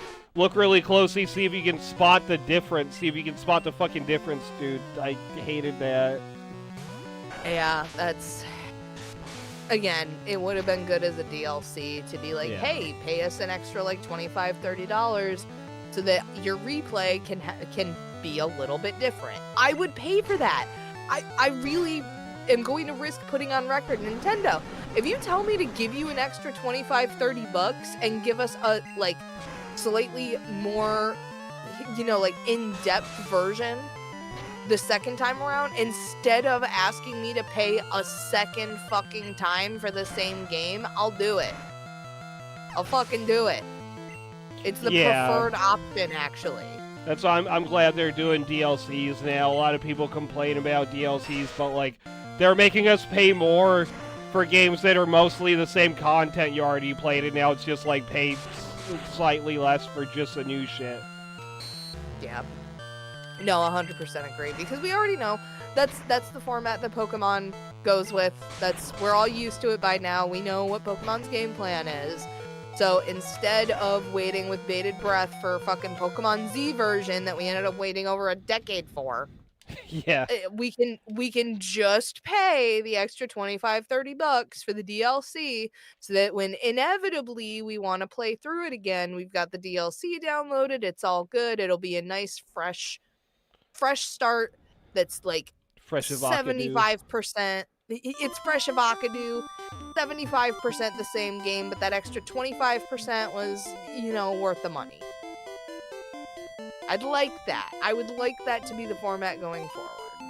DLC instead of third versions is fresh Avocado for the soul. It really is. And honestly, that might be a cancelable opinion. I don't even care. Lydia said, I hated Sun and Moon to begin with, so I just couldn't bother to go more than like 2 hours into it. It was very different versus mainline games. I respected how different it was and what they decided that they wanted to try and do with the series. Like, I had so much respect for that. But I totally get it if somebody's just like, nah, like, I go to Pokemon for this very specific format. They didn't give it to me. I'm not really interested. I get that. Because confession time, I never finished the original Diamond and Pearl games. I'm sorry the remakes are so bad. You probably never gonna. Probably never gonna. I was gonna say, I also got to the Elite Four in BDSP because I fucking like smashed my way through the regular first 8 gyms or first 16 or what the fuck ever they have you do. I don't even remember. And then they were like, hey, here's the Elite Four. And it was just the stupidest fucking level curve I've ever seen in my life. And I was just like, absolutely not. The amount of time that I'm going to have to grind out in this game just to be able to have a chance at these, there's no way. I'm not doing it. And then I never picked it up again. True story. Yeah, and they made the Elite, like the Elite Four and Diamond and Pearl were already like, Cynthia at least was like really fucking famously difficult, and they kind of fucking made the whole Elite Four even more, and the champion fight even more difficult on the remakes. Apparently in the remakes, they're like competitive level, Yeah. which, how dare. One of these days on stream, I'll do an actual playthrough of Diamond and Pearl, because I know that it's a genuinely really good part of the series, and BDSP did it no justice. But Yeah. like, I guess versus all the other generations, I think I just had less that I was invested in. You know what I mean? I think Diamond and Pearl have a lot of really bad fucking flaws. I think Platinum fixed most of them. Platinum isn't as good as, like, the Black and White games, but I think Platinum was the best one of, like, the generic unchanged Pokemon formula. Like, Black and White was when they started changing shit, and those ones were really good, but Platinum was, like, the same thing as the first 3 generations of games, just, like, better. Oh, you can't argue with that. You can't argue with the results. Yeah, you fight the gym Because I leaders, know- and then between the 7th and 8th ones, you fight the legendary, and then you fight the Elite Four, and you fight the champion, and there's some post-game, there's some side legendaries. It's the same formula, but it's... Like the original Diamond and Pearl, there's like only like 150 Pokemon in the Sinnoh Pokedex, and the only fire ones are Rapidash and the fucking starter line, so that sucks ass. Especially since they have a fire guy in the Elite Four that has almost no fucking fire dudes. But they fixed a lot of that shit in... Oh, geez, look at this thing. Oh my god. Most of it doesn't bother me. It's the flipper that's on the ground. That's Oh, yeah, that is really- so off. That toe on the right is so off. The whole thing is so off. It looks like... I don't know. It looks like an entire chicken wing discarded on the ground. Holy shit. Yeah, you Oh, throw out parts sorry. of your fucking self like that, dude. just cover that up. Nobody wants to see that. Lydia said, see, XY has such little content. Had so little content that I got my money's worth by playing competitively. Then Sun and Moon comes out, and every change they made to building Pokemon was just a straight downgrade, except for hyper training, but you couldn't even do until level 100. The real problem with BDSP is that if we had an improved version, if Diamond and Pearl and the remakes entirely disregarded every positive change. That's true. I was talking about how Platinum fixed the Pokedex, and then BDSP came out, and it's the same Pokedex as the original Diamond and Pearl with, like, the only 150 dudes and, like, no fire dudes. Yeah. I remember we were all over at your place, and we were all doing, like, the release party tradition. And every time we would bring up a flaw, you'd just be like, it's a faithful remake! Yeah. And To a boy fucking howdy, fault. for better or worse, for sickness and in health, it's a faithful fucking remake, alright? And the few things they did change, I think they made worse. I think they made the Underground worse. Fucking... I mean, you can have your Pokemon follow you, and that's a completely new thing, but it's so poorly executed. Like, have you seen how Ekans looks? It's so bad. Yeah, he's just a curled up ball the whole time. If you have any of the legendary Pokemon follow behind you, they're just a stagnant sprite the whole time. It's so bad. Yeah, it's not good. It's not good. It's not. It's the opposite of good, actually. Like, it was a downgrade in every way, shape, and form. And, like I said, I don't really have a nostalgic attachment to BDSP's generation. I think that they had some really fucking good Pokemon designs, because, what was it, Luxray, Togekiss, Garchomp, like, Chandelure, I think. Chandelure was 5, but yeah, those other ones okay. are 4. I love fucking Shinx and Luxray. Yeah, like, Lucario's they're so iconic. good. They're so good. But they somehow just came in the worst package generation. But I do think that Pokemon learned some valuable lessons with BDSP. Yeah, those are some valuable lesions. Well, they learned the lessons, showed that they learned the lessons in Black and White, really showed that they learned the lessons in Black and White too, and then immediately flushed it down the toilet with Alpha Sapphire and Omega Ruby. Immediately flushed. Spiritomb following you in BDSP is apparently very funny, according to Lydia. And Raven said, the old ground flipper. It is the old ground flipper. I gotta look up what the fuck. Didn't it just learn a move and now it's It getting? learned tail whip. Well, no, you said you didn't want it to learn tail whip, so it didn't learn tail whip. Maybe that's the Lapras that's getting a move now. Oh god. I could look this up like one character at a time, and that's not it's not gonna go quickly. Oh god. Frank!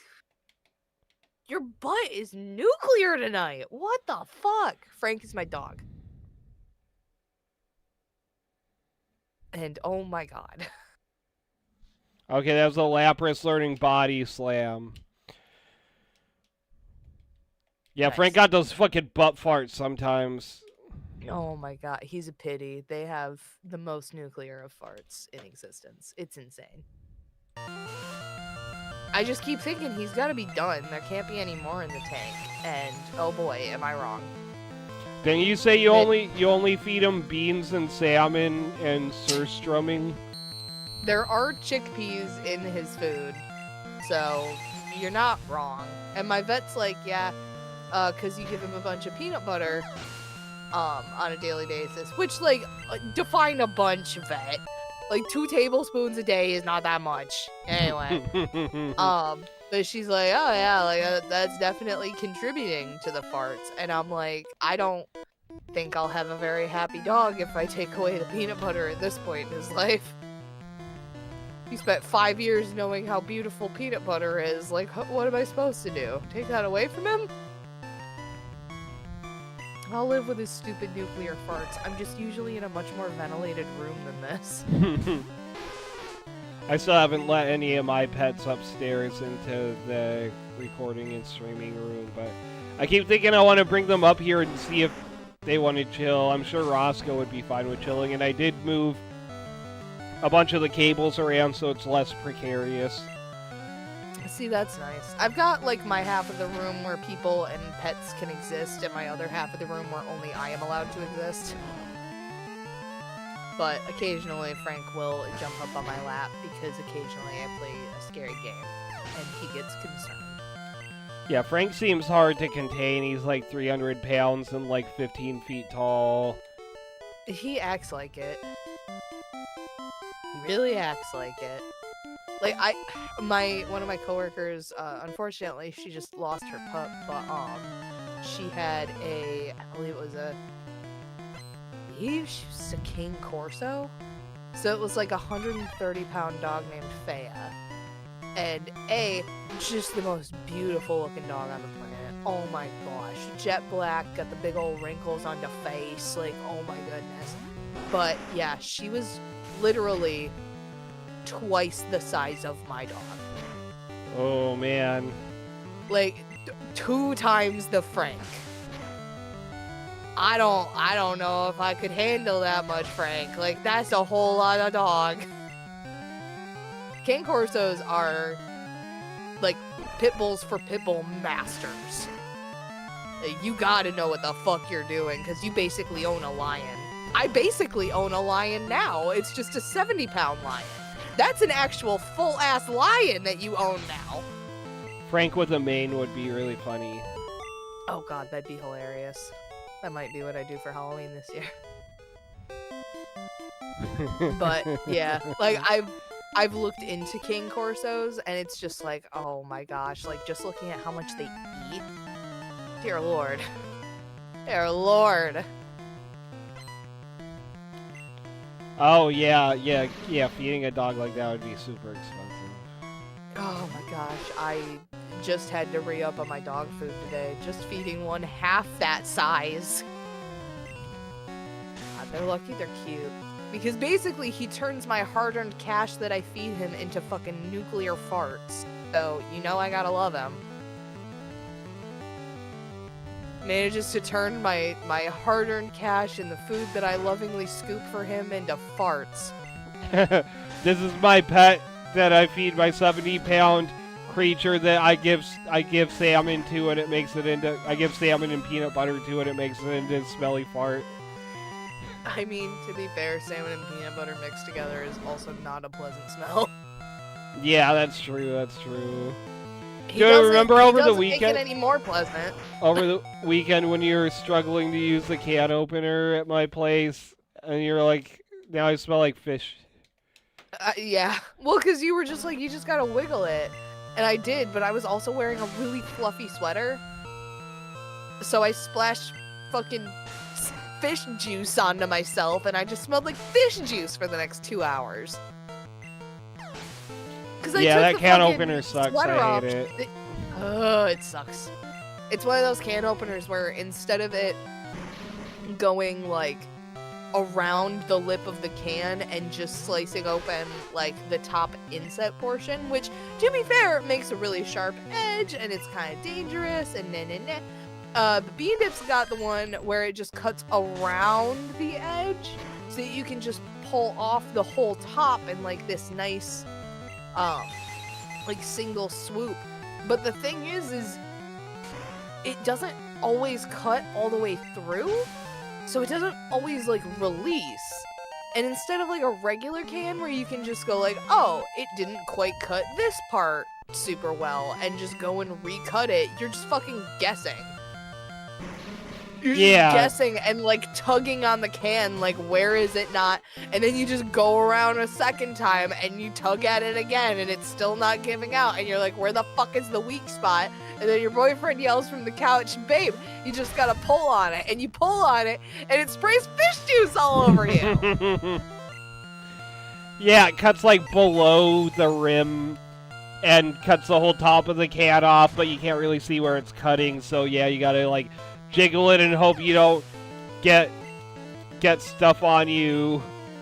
I hate it. I don't know why I bought it. I bought it because it was the cheapest one. I know why I bought it, and I gotta get a new one, but I don't use it often enough to be like, hey, I should replace this thing. You know why it was the cheapest one now. Nobody fucking wanted it.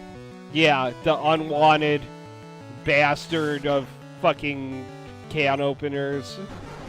Honestly, my grandma, I know this is riveting can opener conversation, but like, hold with me for a minute. This is how easily I used to be entertained as a child. Is my grandma had one of those under the counter can openers, but it wasn't one of those under the can counters where like you shove it in there and then you twist the thing and like you do it manually. No. It was an electric can opener that you shoved under the counter. So you would stick your can on this little magnet and you'd press the button. And then, like, the can would just magically hover there for a second. But if you left it hovering there for too long, the magnet was just holding the top of the can by, like, the thing that it's going to, like, sever from the rest of the can. So if you fucked around in the kitchen for too long while the can opener was going, it would just drop your fucking can of beans from, like, a foot off the counter. And you'd have a giant goddamn mess. Fucking ripping beads. You know, and I wonder why my grandma didn't want to cook with me and my family more often. I think I just explained why. You had one job, Keo. Yeah, multiple times me and my grandma would be cooking in the kitchen. She's showing me how to make like little crab patties and little salmon patties, and all of a sudden, thunk! There goes the crab.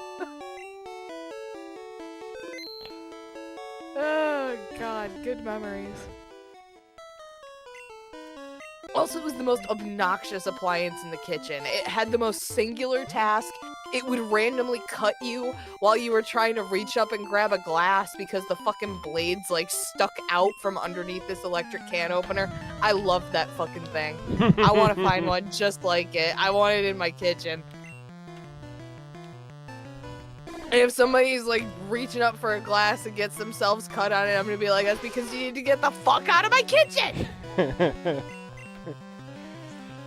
Oh my gosh. I have pots and pans hanging from like a little bar that's pretty decently high up in my kitchen, but one of my friends would come over that's like 6'2". He'd whack his head every single fucking time, and I'm just like, I'm not moving my pots and pans for your tall ass head. Stand on the other side of the room. This is a short kitchen built for short people. Cause I'm only 5'5". I don't think of the world in 6 foot tall terms.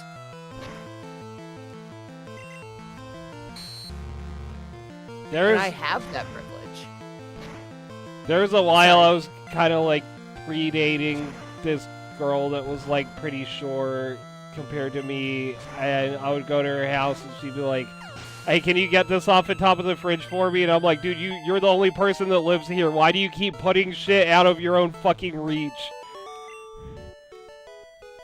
You're the one in charge of this organization. Why is anything up How here? did you put it there? Are your friends pranking you and then leaving? Are your friends just coming into your house, turning on all your light switches, leaving shit on top of your fridge, and walking out? Yeah, what the fuck? I still think about that a lot. I'm like, did you just like put that there for attention before I came over? How did you were you like standing on your counter to put that on top of the fridge? Like, yeah, this is gonna be a great conversation starter.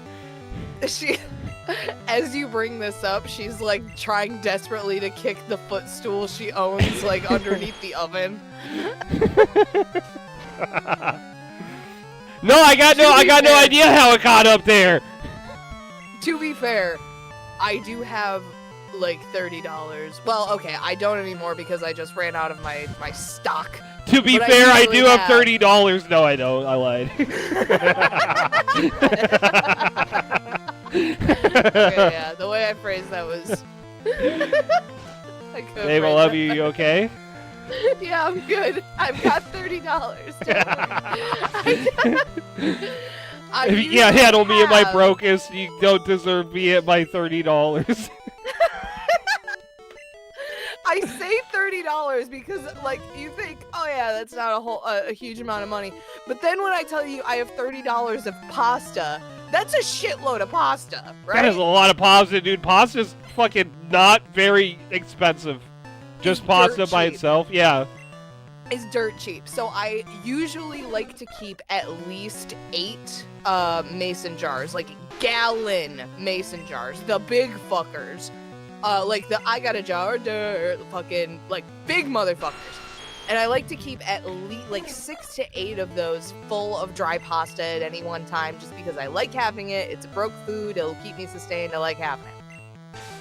Most kitchens do not have room for 6 to 8 gallons of emergency dry pasta. So what do? I put them on top of my cabinets. How do I get to the top of my cabinets? I stand on top of my counter, dodge the fan blades, and put them on top of my cabinets.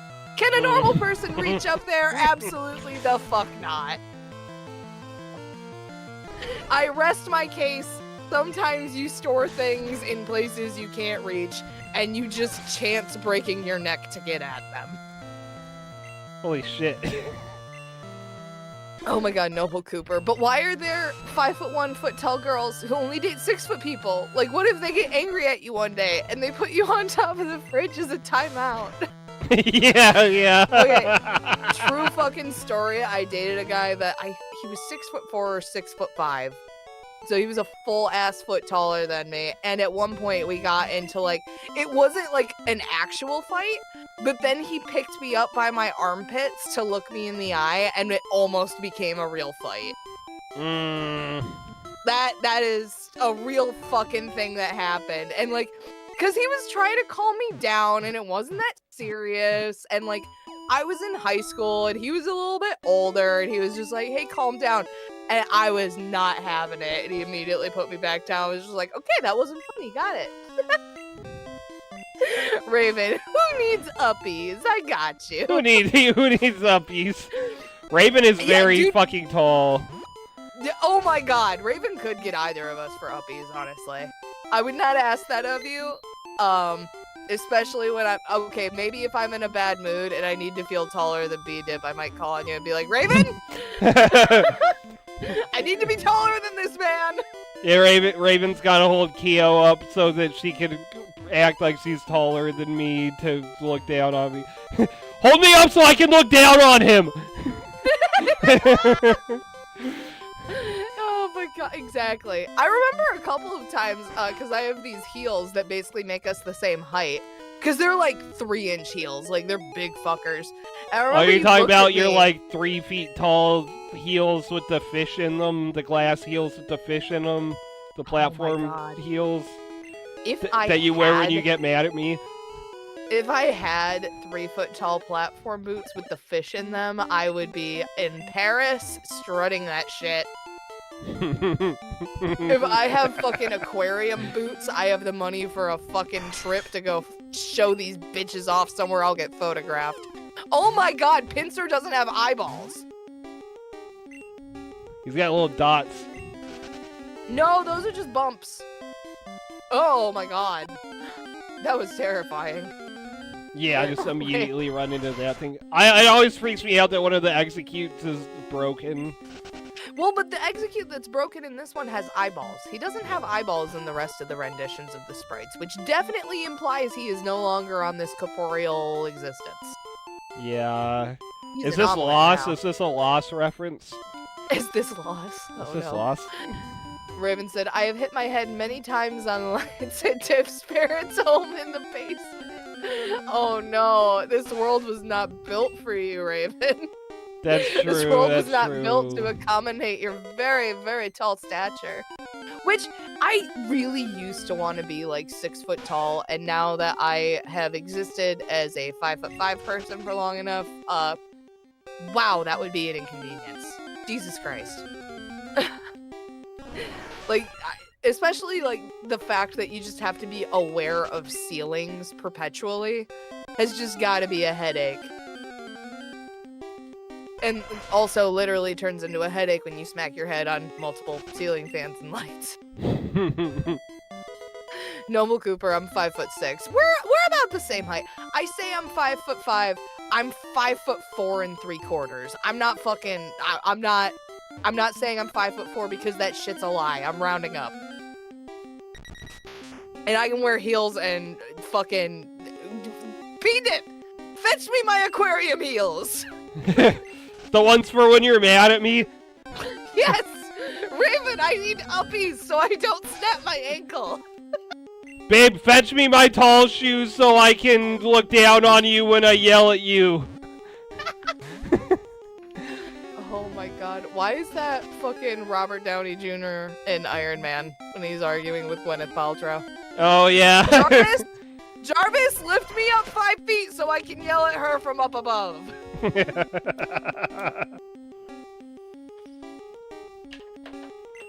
Oh my god. Yeah, I don't know. I've always like that's the nice I've always wanted to be taller, but like I can artificially be taller. You can't artificially be shorter. I told Yeah. you about the really tall lady that was at my work the one day, right? Yeah.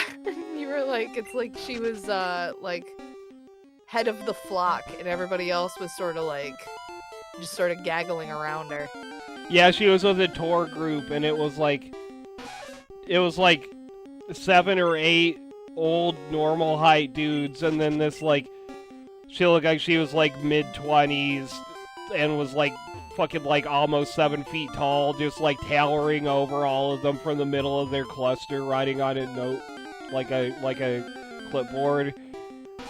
And I'm pretty good about not like staring at people, but I caught myself staring at her because like she was pretty, but she was also really fucking tall, and I was like, dude, holy shit. I was like waiting to see it. I was hoping I would catch her going through the doorway to see if she has to like duck her head down or something. I guarantee you she did. Yeah, for sure, dude. Doorways were not built for somebody that big. No, and I've always From what I've noticed, just years of experience working customer service, and now I work with the public and all this other shit. If you are caught staring at someone, just make sure that it is not, oh my goodness, especially if they are femme or female presenting. Femoid. Just do not get caught staring at their chest. Yeah. That's rule number 1. Rule number 2, if you do, like, get caught staring at them, just act like you were sort of staring off into space and, like, act like you sort of, like, snapped back in a little bit and, like, make eye contact and, like, give them just a little vague, like, smile and nod and then go back to your business. Because we've all been there. We've all been there where people just, like, oh, okay, like, they were just staring off into space and happened to be staring at me. I guarantee you if it is a nearly 7-foot-tall woman that she won't buy it, but she'll at least appreciate the effort of you just not openly ogling her. You know what I mean? Like, I swear to God, it's nothing weird. I'm not being a creep. Puts head of lettuce back in pocket. It's, oh my God, as you're just vaguely, like, quietly crying, putting your lettuce back in your pocket. As somebody who's, like, had people just openly ogle at me, like, at least pretend, like, that you're not staring at me. A 60-year-old man who's staring at me while I'm wearing my work vest? Fucking creep. Like, at least pretend. Go through the motions. It'll make both of us feel better. Does that make sense? Yeah. Pro tip for all y'all. There's a social pro tip for all of y'all. Even if they catch you staring, like, dead on in their face, you can just give them the benefit of the doubt. And just pretend you were staring off into space, make polite eye contact, and then go back to whatever business you were doing. They'll appreciate the gesture. Especially if there's somebody, like a 7-foot-tall woman who's probably used to experiencing that. They'll just appreciate being able to move on with their day. I don't know what kind of... Because if she's part of that tour group, she was probably pretty high ranking at whatever company she's at. Which, it's... She was, like I was saying, it was mostly, like, very old dudes. It's surprising she would be, like, that high ranking for being, like, a younger person. But I feel like maybe she probably commands a fucking presence. Yeah, I was gonna say, yeah, maybe... They had her there because, like, she could be intimidating, maybe. She didn't look intimidating when I was looking at her, but I imagine if somebody like that was, like, yelling at you, you would probably pee your pants and scream and run. Beanit, this is a PG scream. Right? Right. Right. Oh no, this isn't weird enough. I need to make it weird. No, I mean, like, generally anybody towering over you is just gonna be intimidating. Like, not even on a case-by-case basis. If somebody has the ability to have, like, half a foot on you and is screaming at you, that's immediately a couple bonus points for intimidation. Yeah. And especially if somebody who's, like, super confident, has, like, you know, outfit put together, like, clearly knows their shit, is generally, like, a non-stereotype for their field, and they're screaming in your face. Yeah. You fucked up. You fucked up. If you're more than a foot taller than me and we're arguing, I was wrong. Yeah, that's a good rule of thumb. If you have cleared the 10.5-inch parameters, you're right on everything we talk about, actually. Cause I'm not gonna lie, I meet somebody who's 6'5". Yeah, dog, you're just correct. Yeah, you're right. I didn't know what you were saying, but you're right. Chubby face. Oh my god.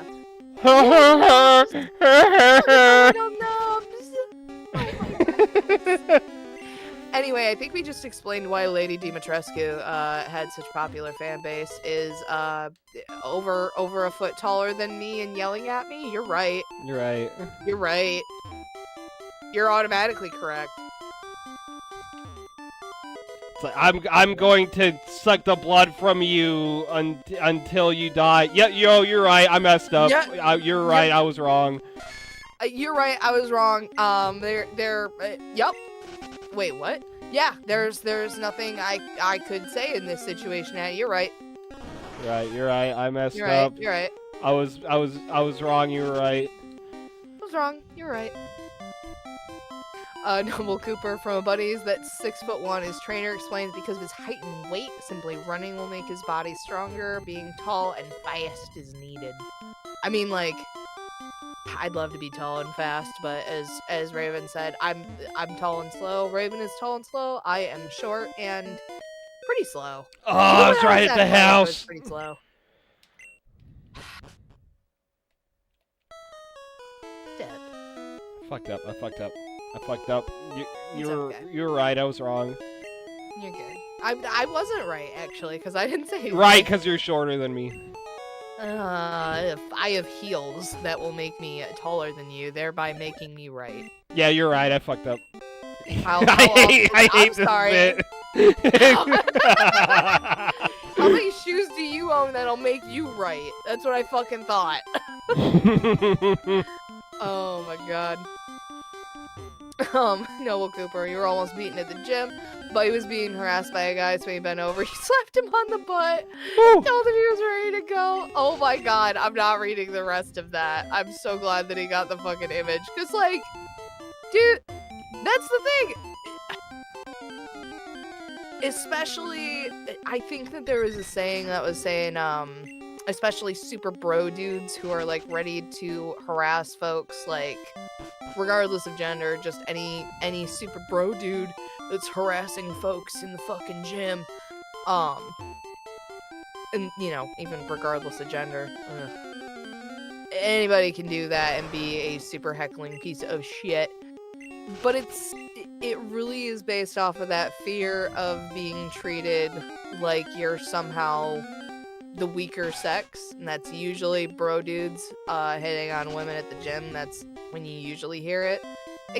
That kind of harassment can happen to anybody, but I'm glad you gave him a taste of his own medicine, because those fuckers are, like, especially the super, like, masculine folks who, like, get hair trigger upset at being treated themselves the way that they treat people around them.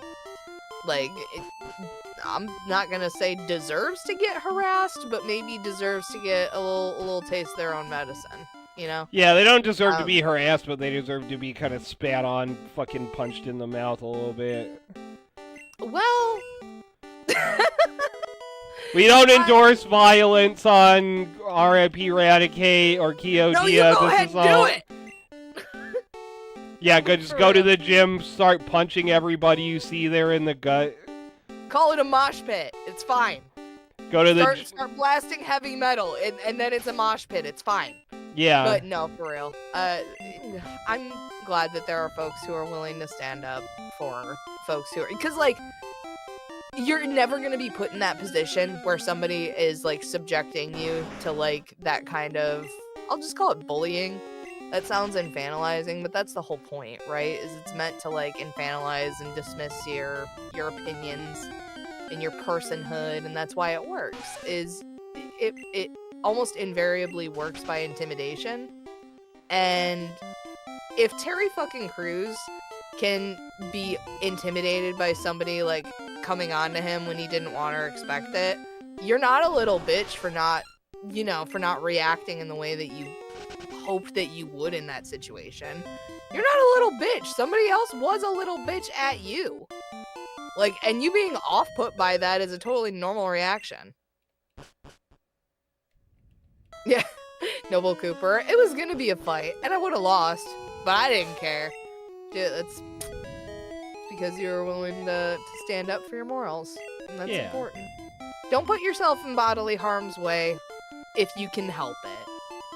But I'm glad that there was somebody else there that had you back. Specifically security for the property, because, like, yeah, fuck that. Fuck yeah, security. I just wish people were kinder, you know? Like, nobody deserves to be harassed. Nobody deserves, like, unwanted advances. We all deserve kindness from each other, but for some reason, most people don't seem to want to do that. And that's really frustrating. Yeah, unwanted advances are fine, but I was really excited when they put out the unwanted advance SP. That sucked. That was terrible. That was garbage. I hated that. That wasn't great. You know what? I'm grabbing my last drink for the evening, and I'm gonna let you sit and think about that. We'll leave you with everyone to sit and think about that. I thought about saying unwanted advanced micro, but then it just reminds me of myself. That was also I keep fucking up. I keep making the worst jokes. Every micro joke reminds me of him. He's like staring at a fucking baby cord, like everything makes me think of him. Dear Lord. Ugh, fight for what you believe in. Stay safe if you can. Make micropenis jokes at people who deserve it. Yeah. Just saying, things to live by. Oh, bash. Double T. Would it happen in Flavor Town? No? Then you don't need to tolerate that shit. Surf on Lapras. Surf on Lapras. Surf on Lapras. On Lapras. Yeah, that was good. That was a good joke. Put that down in the record books.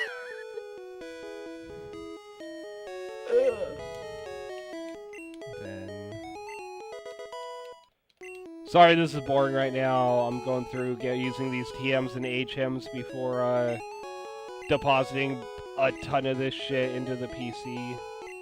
I mean, we can talk about Raven hitting her head on lamps in your in your parents' basement more. That's true. Yeah. Raven does sometimes hit herself on things. I don't think Raven. I'm trying really hard to be more sensitive. I fucked up a few times in public with Raven of being like, oh, let's all sit here, and then I realized the seats are, like, too tiny. That's happened a couple times now, and I'm trying to be more, like, aware of it. Well, and shit, like, for some fucking reason, especially in the area where your folks still live, and where me, you, and Raven, and a couple other folks who are sometimes in the chat will all go hang out, because that's where we grew up, none of that shit has been updated since, like, the 1980s. And it's like, okay, guys, like, people don't weigh, like, 2 hay pennies and a twig anymore. Like, we're not gonna, like, design anything to be, like, inclusive of actual, like, people's actual fucking bodies at this point. And not even not even just for height, but also for, like, what about, like, disability capacity? Like, how is somebody with a cane supposed to be able to fucking sit in these goddamn sticky-ass seats? Like, I understand I paid $4 for the privilege, but come on. And I don't know, it's weird. Especially because, disability is a minority that if you live long enough, you're gonna enter. And it just feels really weird that we still live in a society that we're not really acknowledging that. And we're acting like accessible treatment is something that should be special rather than something that's by default. You know what I mean? Like, we assume that everybody is able-bodied by default, when the reality is, like, not everybody even starts able-bodied, but if you live long enough, if you start able-bodied, you will become disabled eventually. And it just feels like a real oversight especially with, like, our continuously aging society. Like, if people are living longer and their life expectancy is going up, which is great, it also means that our capacity for, like, accessible living really needs to improve. It's why specifically with, like, senior citizens there's such an issue with loneliness, is because there is a lack of inclusive spaces, and the senior community, like 65 plus, has the highest rate of disability just for, you know, like, reasons of aging.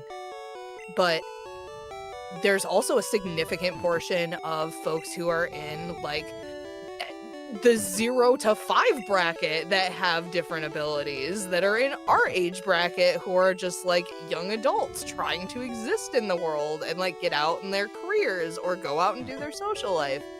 And the world just sort of acts like they're an inconvenience. It's fucking bullshit. I'm sorry to go on a rant, but you are going through menus, so I'm gonna keep going. I deposited the master ball on accident, so I'm gonna have to dig that out later when we want to use it. Oh my fucking god. It's fine. We're fine. It's fine. It's fine. It's fine. It's fine. It's fine. You didn't It's fucking fine throw for it now. away. It's gonna be fine. a goddamn problem later, but not right now. God damn. Let me deposit my cancel button. No, I'm glad that the person that you stepped up to defend, Noble Cooper, was just like absolutely like, oh, you shouldn't. You wouldn't dare. He'll kill you. Like, I'm glad that you're just like, no, he's asking someone to step up to the plate, and it's gonna be me. It's gonna be fantastic. me. No, for real. Like, I'm glad that you were able to. Of course, like, not to be like, oh, some hero complex, you swooped in to save the day, but like, somebody Actual needed to hero. tell a guy Actual off. hero. Yeah, somebody needed to tell a motherfucker off, and you were available to tell a motherfucker off. That should be a point of pride. 'Cause that's awesome of you. I am emotionally available to tell you to fuck off and stop being a piece of shit. Dude, that's pretty much my attitude at this point, because I'm like, it's a marathon, not a sprint. To be like somebody who's actually cognizant of how bullshit our fucking world can be, I don't have the time to be able to tell every piece of shit to fuck off, but I got the time to tell this one. Mm-hmm. All I'm saying, Noble Cooper said, you gotta plan this, be safe, you can't do that alone. You really can't. Like, any and all activism has to come from, and that includes, like, just showing up some dude bro at the fucking gym, because, like, that, I guarantee you, that empowered not just the person that you were trying to help, but also security for seeing that, like, it resolved in a positive manner. Also for the fellow attendees at the gym who had also been harassed or, like, were feeling really uncomfortable by witnessing it. Like, you did good. You did good, and you should be proud of yourself. And I'm glad that you're cognizant that it could have ended up worse, and you knew that you had, like a safety net and people around you that had your back. That's a really good way to do it. It's just shit, man. Like, realistically speaking, it's just shit that people feel comfortable being pieces of shit in public spaces. And it's also shit that public spaces are still designed with just pieces of shit in mind. I can think of just all of the parking lots that are designed to reward the most obtrusive pieces of crap parkers. Ah!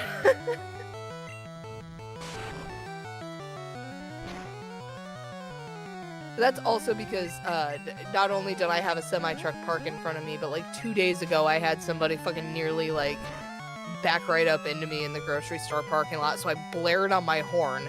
They clearly slammed on their brakes, and it was one of the funniest things that me and 5 strangers all got to witness.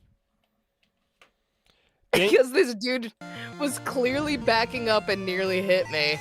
I blare on my horn and scare the shit out of this lovely couple and their child that are right in front of me. I wasn't even looking at them. I turn my head, we all make eye contact, and they just sort of like look at the car and then look back at me. We all start cracking up laughing. They slowly make their way around my car as I make this scared shitless driver just sit there in shame as they wait for me to wait for it to be safe to go. Ugh. Didn't you say you were on break at one of your jobs and somebody like backed up and ran over your foot and then rolled their window down and did like the Nelson from Simpsons laugh at you, like they ran over your foot and went, ha ha? No, but you got that story half right. Okay, so they didn't run over your foot, they just ha-ha'd you? No, why would they ha-ha me if they didn't run over my foot? I don't know, it's the fact that whole story isn't the right story is kind of weird to me. Honestly, Why the would they whole run over story's your pretty- foot if they're not gonna laugh at you about it? You know the whole story. I know do, you're I do. baiting it out of me. I You know do. you're baiting it out of me. Should I tell it? Should I tell the whole story? If you want to, like I was just making a joke, but if you're comfortable talking about it, sure. If you want to, I when mean, you're I comfortable with it. I feel like you can't just say like, oh yeah, it was only the running over your foot part that was true about that, and you can't just leave that cliffhanger, right? A neighbor doesn't like to honk his car horn. He prefers to roll his window down and just yell beep beep. I've done that, but then I've accidentally had a coworker that I like run into my car, and that didn't work. So somebody rolls their fucking window down, they go beep beep beep beep. Why is that so fucking funny? Just aggressively yelling beep beep. Have you ever seen the clip of the? I forget what country it was in, but it was like military people doing like a shooting practice, but they couldn't afford bullets, so they're just like waving the guns around, go like If that's not parody. I'm pretty sure it was real, but I don't know. I could be a fucking moron, idiot, stupid, fucking. Oh, we're live, aren't we? Yeah. Yes, we're still live. Dumb shit, fucking son of a. We'll report back to y'all next time whether or not that was real. Because you're saying it out loud, and I'm like, oh. It was real. I saw it on The Onion. Oh, babe. Oh, man.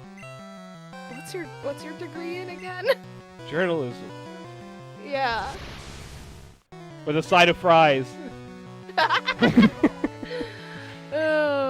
Why would you like fries with that? Write me a 500-word essay. I told somebody one time that I was going to college for journalism, and they said, "Can I read your journal?" Oh. Oh, yeah. Oh, that's creative writing, son. That's how I.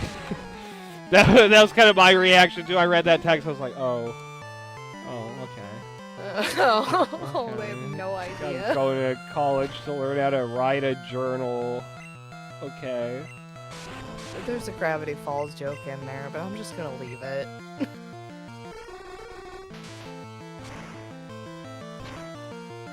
Anyway, y'all want to hear the foot story? Oh right, yeah. Tell us about your foot. Yeah. Oh my fuck. Okay. So, I'm new to the area at the time. I transferred from a really popular retail chain that does arts and crafts things. And so, like, I was new to this particular store. And I'm a cigarette smoker, and I'm trying to figure out, like, a good place to smoke cigarettes, like, so that I'm out of the way and not having to deal with anybody. So, I see this little, like, curb in the parking lot. And I'm like, cool. If I sit really close to this car, like I'm sitting close to a car, they're gonna have to sideswipe me if they want to hit me. So like I'm good, right? Turns out I was not good. So as I'm sitting on this curb, somehow this car like rolls over the entire ass curb, does not see my ass, and somehow like the tire manages to go over the curb. I don't know how. If it had hit my foot the way it should have hit my foot, I just wouldn't have had a foot anymore. Because it would have been the whole ass weight of the car going down on this fucking thing. Somehow the tire just manages to roll basically harmlessly over my foot. Like it's still, you know, I got a lot of friction. There's a bit of weight, but it's like 50 pounds worth of weight and tension instead of like 1,500 pounds, half of a car dropping off a curb's worth of weight and tension. So this car rolls over me. I'm standing there in shock, convinced it's standing. I'm fucking under this car. I'm the opposite of standing. I am, as D&D would call it, prone. And I'm basically pinned like between one car that I was like trying to take shelter next to, and this other car that is now rolled over me. And I just scream. Like, it wasn't even like a proper scream. It was just like an ah, but at very high volume. And so the guy was driving, and I hear the girl who is in the passenger seat, which, mind you, she is directly on top of me in terms of the angle we're at. Like, my entire, like, front, like, 3/4 of my leg is under the car. I'm sitting up with, like, my butt, and, like, my back is up against this other car. So, if I was looking up, I could have made eye contact with this bitch as she screamed, "Drive!" She screams at the top of her fucking lungs to just peel it the fuck out of there. This absolute gentleman does not do that. He instead gets out of the car and he helps me, like, move over to, like, a different curb. I'm moving my foot. I'm realizing that I somehow still have a foot. It is somehow not broken. Everything's fine. There's another, like, family that was walking up, like, 2 teenage girls and a middle-aged woman that are like, "Are you okay?" And I'm like, "Yeah, I think I'm just kind of in shock." And, like, they help me hobble into the fucking store. My manager gets me a bag of ice, and I stay on my fucking feet for 2 hours. But the punchline of this story is, after this couple had just run my fucking foot over, I hear this bitch scream to just drive away after this hit and run. I watched them go into the paint and sip for a fucking date. They immediately after went to go drink wine and paint for a minimum of an hour and a half. They don't do those sessions for less than an hour and a half. And just go sit in each other's company after learning a lot more about each other. Yeah, I hope that, I hope he dumped her ass, because oh my god. I didn't want to say it, but yeah, she sounds like a fucking B word, she sounds like a C word, she sounds like a Z word. His ass to just keep driving, and I would have lost that foot if his ass would have kept driving, just saying. Oh my god. And then the second punchline to that is, like, 2 months later, I'm just, like, idly, like, sitting at the cash register, and then all of a sudden my manager's, like, fucking ho-humming behind me, and all of a sudden somebody walks up to my register and just looks me in the face and goes, "You're the girl that got hit by the car in the parking lot." And my manager just pipes up and goes, "Excuse me, what?" Oh, right, because you didn't tell your manager, right? I told my manager at the time, but the manager 2 months later, when she heard that, was not my manager at the time. Oh, gotcha. So that was fucking news to her. But, yeah, when I tell you about, like, the guy who's in charge of the store, like, he gives me so much shit for that. He's just like, "Dude, they don't pay you enough to stand around here after that. You know I would have let your ass go home." And I'm like, "I needed that fucking paycheck, dude." And he's like, "I respect you for it, but goddamn."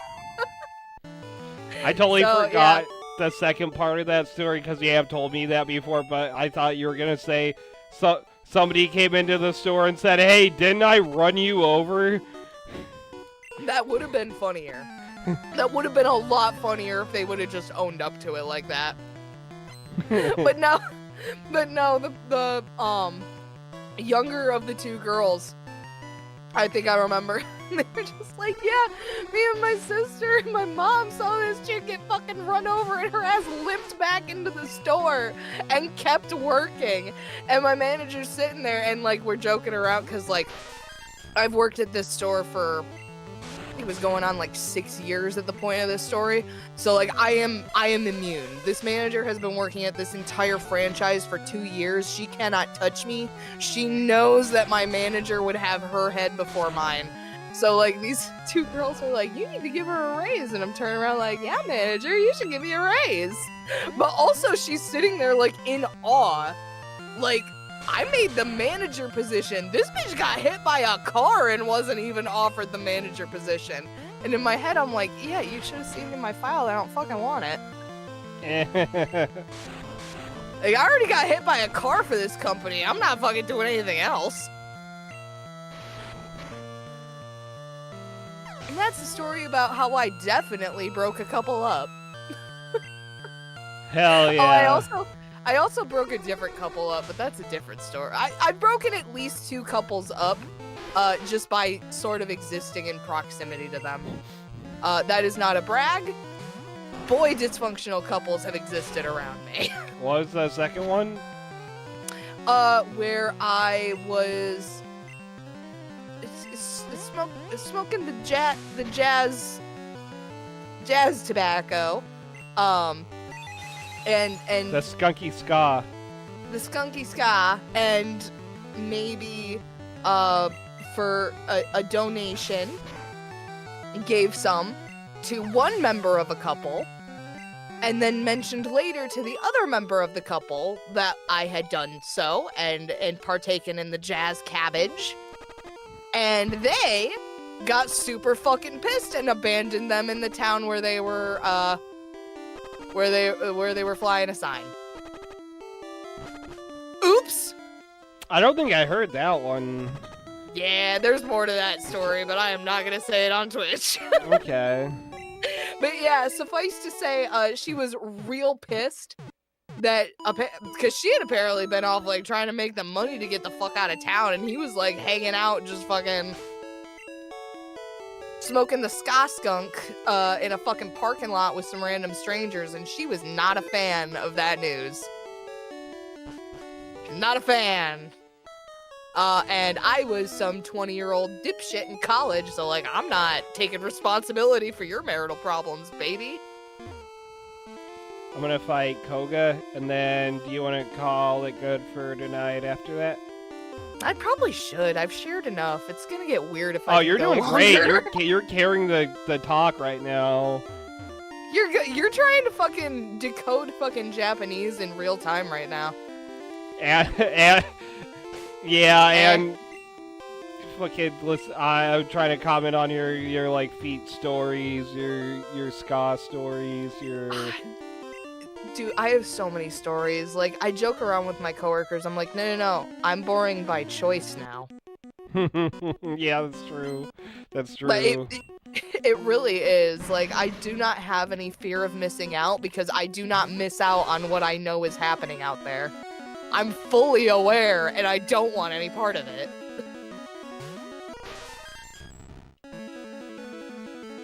The only thing I do miss is, like, drunk as shit fucking egg rolls at 3 in the morning.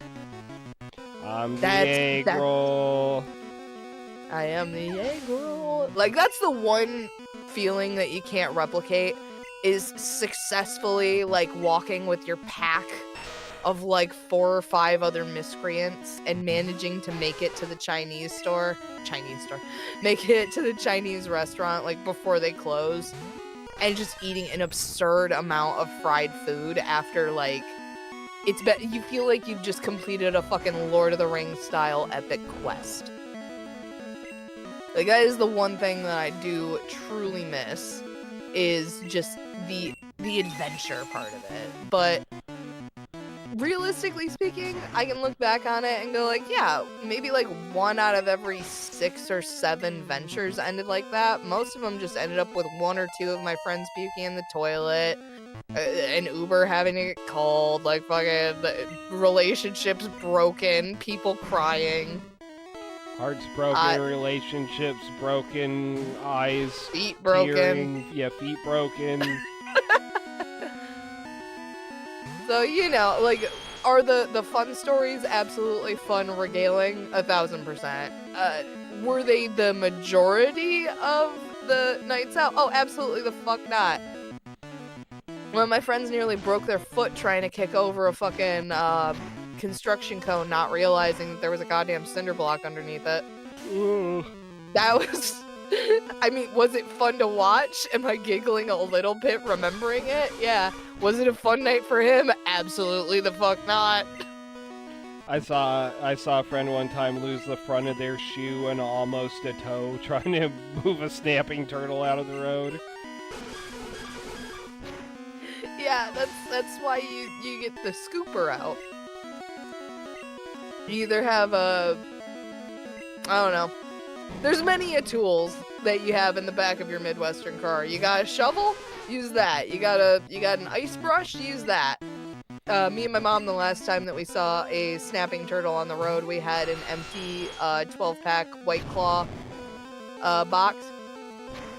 So we just like flattened that out and just sort of like scooped it under his belly and and now I know better because we just sort of like turned him around and like stuck him but he was trying to go across the road, so hopefully he made it across the road. But what you're supposed to do if you're gonna stop and you're gonna try and rescue a snapping turtle or any kind of turtle is whatever way they're pointing is the way they're going, so you got to take them that way.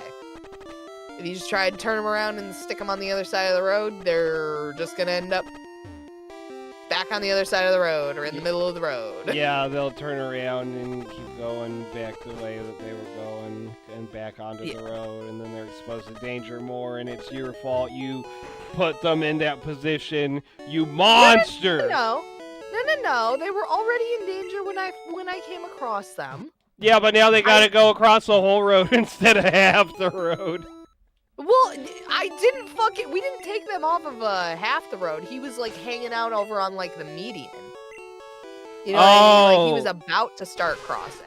Right, I forgot you were talking about a specific instance, yeah. Yeah, this is a specific instance where me and my mom were like just trying our fucking damnedest to save this goddamn turtle. And looking back at it, I'm like, we didn't do a damn thing, but we did buy him some more time. And probably piss him off.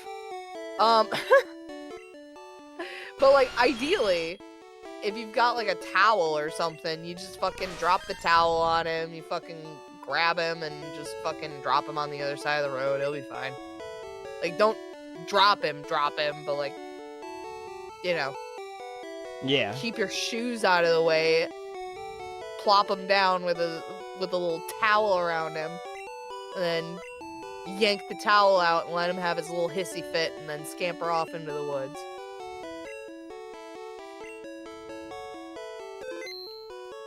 That's how you deal with fucking wildlife in the Midwest, eh?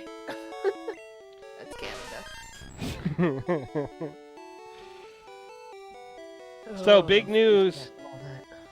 Our freaky ass walnut leveled up. Well, that, but also we got our second chat in the RIP Eradicate Twitch, which was another person advertising view bot, so I blocked them and I reported them and I followed them. You followed them? I'm kidding. No, I blocked and reported them. I reported them for terrorism and harm. Well, one of those was right. Oh my god, the titties on that. Oh my god, Noble Cooper, you went downhill in a shopping cart? I don't blame you. Jeez. I would have done that same shit too. To be fair, my friend's longboarded, and I knew that if I picked up longboarding, I'd die on a longboard, so I decided that I wasn't going to longboard. Good call, good call. You gift sub the bot. Oh no, don't do that! And they're just gonna come back for more. Oh my goodness. Well, I would say I hate to cut this short, but we just cracked 3 hours, and my ad starts in 1.5 minutes. Yeah. So I would like to do our outro. It's seriously been fun having you guys here. It feels a little weird ending on stories of my broken feet, but you know. Yeah, you know, when we collab, you can tell stories about your feet all you want. It's not weird. Okay. It's not weird. I'm gonna make this weird. I'm glad it's still attached. I am too. Oh my god. I really had the opportunity to have my bones be made of splinters, and I wouldn't have enjoyed it. Oh my goodness. But if I were driving with you and I ran over somebody's foot and you told me, hey, just drive, I would do it, but then we would have a big talk afterwards. I'm very glad that that's not the reaction that guy had. He actually got out and made sure that I wasn't gonna sue his ass. I hate saying it. I hope that he did it out of the goodness of his heart. I know that he didn't. But either way, thank you, Noble Cooper, for coming in. Thank you so much, Raven, for coming in. Thank you so much, Lydia, for coming in. I appreciate y'all. I hope you have a good rest of your night. Yeah, thank you, everybody, so much, and thanks. Yeah, Raven, you hopped onto that one. Thanks, As a Frog is asleep now, I think, but I'll call him on his phone and say thank you. I'm sure Yeah. he's asleep right now. And force him to put it on speakerphone so it wakes up his parents too. Yeah, well, I got his address. I'll just go visit him, and like I think I know where he keeps the spare key. Go bang on the door. Oh no, you can just wake him up like, hey, thanks for Hey, coming thanks in for this liking and subscribing. Oh my God. Be sure to film it for content. Yeah, hey, wake up! We're doing the waterboard video now. Right now. Nighty night! All right, thank you, everybody. Bye.